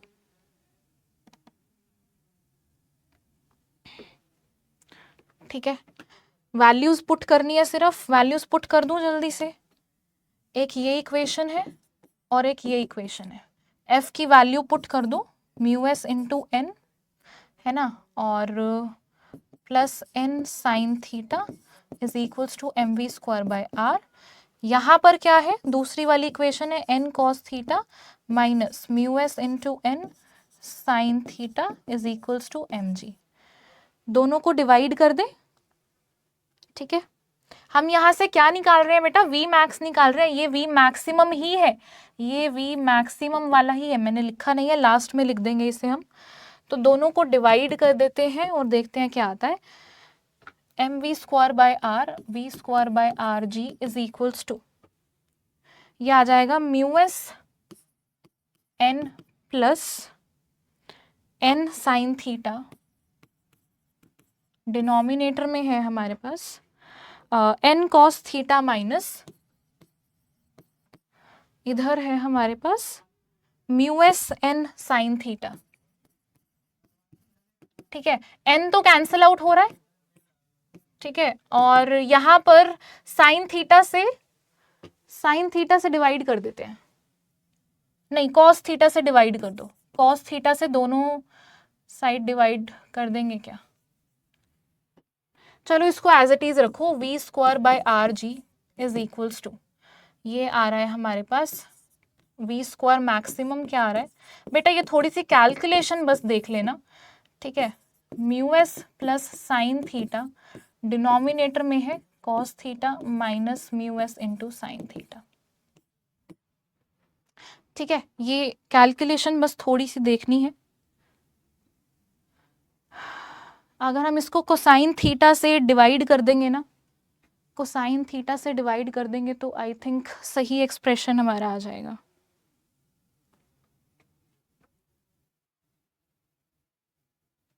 ठीक है, वाओ, यहाँ पर हमने कॉस थीटा मिस किया है, वही तो, यहाँ हमने कॉस थीटा मिस किया है, just a second, correct, mu S N cos theta. ठीक है, यहाँ पर कॉस थीटा मिस किया है और यहाँ पर भी कॉस थीटा मिस किया है और यहाँ भी म्यू एस कॉस थीटा। अब ये फॉर्मूला सीधा सीधा याद रख लेना, ये आ रहा है अब आपके पास R G into mu S plus tangent theta और डिनोमिनेटर में है 1 minus mu S tangent theta. This is the expression. V maximum की जो वैल्यू आ रही है वो ये आ रही है। ये एक्सप्रेशन ध्यान में रखना थोड़ा सा, क्योंकि ऑफ कोर्स डेरिवेशन का टाइम तो नहीं रहेगा अगर इसके ऊपर से कुछ क्वेश्चन आता है तो। ठीक है, अगर आप फ्रिक्शन को जीरो करना चाहते हो तो यहाँ पर म्यू एस इस फैक्टर को हटा दोगे तो आपको वही रिजल्ट मिल जाएगा, है ना। जब आप म्यू को जीरो पुट करोगे, यहाँ जीरो, तो सिर्फ आ जाएगा आर जी टैंजेंट थीटा। अगर हम दूसरा वाला केस जानना चाहते हैं कि यहाँ से क्या आने वाला है, तो बस म्यू की जगह माइनस म्यू कर दो, इधर माइनस म्यू कर दोगे, आपको रिजल्ट मिल जाएगा, वी मिनिमम वाला मिल जाएगा। But this much is sufficient. ठीक है, आपको जिसके ऊपर बहुत ज़्यादा अच्छे से काम करना है वो है कि फोर्सेस किस तरीके से लग रहे हैं। ठीक है, सेंट्रीपिटल फोर्स का क्या मतलब होता है और सेंट्रीफ्यूगल फोर्स का क्या मतलब होता है। सेंट्रीपिटल फोर्स कोई नया अलग से हम फोर्स इंट्रोड्यूस नहीं कर रहे, अलग से फोर्स नहीं लेकर आए, जो भी नेट अंदर की तरफ फोर्स लग रहा है उसी को ही हम सेंट्रीपिटल फोर्स कहते हैं। ठीक है, ओके, चलो जी, एक क्वेश्चन देख लिया जाए इसके ऊपर। लास्ट क्वेश्चन हमें दिया गया है, a circular race track of radius 300 metre is banked at an angle of 15 degree. ठीक है, if the coefficient of friction between the wheels of a race car and the road is 0.2, mu S की value 0.2 दी गई है और radius आपको race track का 300 metre दिया गया है, थीटा 15 डिग्री दिया गया है। What is the optimum speed of the race car to avoid wear and tear on its tyres and maximum permissible speed to avoid slipping. दो क्वेश्चंस पूछे जा रहे हैं। दूसरा ऑप्शन तो, दूसरा जो पार्ट है वो तो बहुत सिंपल है, आपको बताना है maximum permissible speed to avoid slipping, slipping को अवॉइड करने के लिए मैक्सिमम स्पीड क्या हो सकती है। तो यहाँ पर तो सीधा सीधा वी स्क्वायर मैक्स का फॉर्मूला यूज करो, are G into mu S plus tangent theta, denominator में है 1 minus mu S tangent theta. ठीक है, ये हमने सीधा सीधा फॉर्मूला उठाया है, are G into mu S plus tan theta by 1 minus mu S tangent theta. सब कुछ पता है आपको, म्यू एस पता है, थीटा पता है, आर पता है, जी पता है, पुट कर दोगे, ये आ जाएगा आपका ऑप्शन बी, सॉल्व हो जाएगा एंड आंसर आ जाना चाहिए कमेंट में। ठीक है, फर्स्ट पार्ट जो है optimum speed of the race car to avoid wear and tear on its tyres. Optimum speed की बात जब हो रही है, वो आपसे ये पूछना चाह रहे हैं कि जब फ्रिक्शन नहीं लग रहा तब मैक्सिमम स्पीड कितनी हो सकती है। ऑप्टिमम स्पीड पूछने का मतलब है कि जब when no friction is there, जब हम फ्रिक्शन को कंसिडर नहीं कर रहे तो कितनी मैक्सिमम स्पीड पॉसिबल है। ये फॉर्मूला याद रखोगे, म्यू एस को 0 कर दोगे, आपको मिल जाएगा वी मैक्स, यहाँ से आपको v का एक्सप्रेशन मिल जाएगा v square is equals to R G tangent theta. हमने वैसे इसको अलग से भी देखा है, ठीक है, मैंने ये आपको अलग से भी करवाया है। ये रहा v स्क्वायर वी मैक्स किसके इक्वल आ रहा है, under root R G tan theta के इक्वल आ रहा है, ठीक है, विदाउट फ्रिक्शन भी मैंने आपको करवा दिया है। तो v square equals R G tan theta, ये आप यूज करोगे to find out the optimum speed, ठीक है। आई होप सभी को ये क्लियर है। किसी का कोई भी डाउट रहता है you can let me know. इसके क्वेश्चंस डीपीपी में आपको मिल जाएंगे, डीपीपी बहुत अच्छे से प्रैक्टिस करना। And apart from that I don't think वैसे डाउट रहेगा, अगर आपके सारे कॉन्सेप्ट्स क्लियर हैं। बिल्कुल कॉन्सेप्ट्स के ऊपर ग्रिप बहुत स्ट्रॉन्ग रखनी है, ठीक है। मेनली जो कंफ्यूजन रहता है इसमें सेंट्रीफ्यूगल फोर्स सेंट्रीपिटल फोर्स में रहता है। बेटा सेंट्रीफ्यूगल फोर्स तब लगेगा जब आप रोटेटिंग फ्रेम के अंदर बैठ के ऑब्जर्वेशन कर रहे हो, न्यूटन्स लॉज ऑफ मोशन लगा रहे हो। अगर आप ग्राउंड से ही कर रहे हो तो सेंट्रीफ्यूगल फोर्स की जरूरत नहीं है। अगर आप ग्राउंड से देख रहे हो, ग्राउंड से तो आपको दिख रहा है कि अच्छा हाँ सर्कुलर मोशन में ये मूव कर रहा है, तो of course centripetal force must be there. Centripetal force है तभी ये सर्कुलर मोशन कर रहा है, करेक्ट, ग्राउंड फ्रेम से। रोटेटिंग फ्रेम में क्या है, अगर मैं रोटेटिंग फ्रेम के अंदर हूँ, रोटेटिंग फ्रेम के अंदर क्या है, अगर मैं खुद रोटेटिंग फ्रेम के अंदर हूँ तो मुझे नहीं दिखेगा कि मैं एक्चुअली सर्कुलर मोशन कर रही हूँ, मैं तो रेस्ट पे होंगी, है ना। तो मेरे ऊपर बाहर की तरफ फोर्स लगेगा। जैसे अगर सर्कुलर टर्न आप ले रहे हो, आप गाड़ी के अंदर बैठे हुए हो, ठीक है, तो आप तो उसके अंदर रेस्ट पे हो, आप उसके अंदर गाड़ी के अंदर रेस्ट पे हो, ठीक है। तो आपके ऊपर जब आप अंदर से ऑब्जर्वेशन कर रहे हो तो आपके ऊपर आपको सूडो फोर्स लगाना पड़ेगा ताकि आप न्यूटन्स लॉज ऑफ मोशन को इजीली यूज कर पाओ, ठीक है। तो centrifugal force is also a pseudo force, actual force नहीं होता। बाकी टेंजेंशियल एक्सेलरेशन कब होती है, सेंट्रीपिटल मैंने आपको बता दिया डायरेक्शन चेंज होने की वजह से आती है। एंड टेंजेंशियल एक्सेलरेशन किस वजह से आती है, स्पीड चेंज होने की वजह से आती है। डायरेक्शन क्या होती है, अलोंग टैंजेंट होती है, ठीक है। एंगुलर एक्सेलरेशन किस वजह से आती है, जब ओमेगा, एंगुलर एक्सेलरेशन को तो हम डिफाइन ही ऐसे करते हैं, rate of change of angular velocity, अगर ओमेगा चेंज होगा तो आपको एंगुलर एक्सेलरेशन देखने को मिलेगी, ठीक है। आई होप बहुत अच्छे से समझ आया होगा। मिलते हैं नेक्स्ट क्लास में, नेक्स्ट क्लास में हम वर्क एनर्जी पावर शुरू करेंगे, ठीक है। Thank you very much, bye bye everyone, have a very good day, see you in the tomorrow's class, bye bye.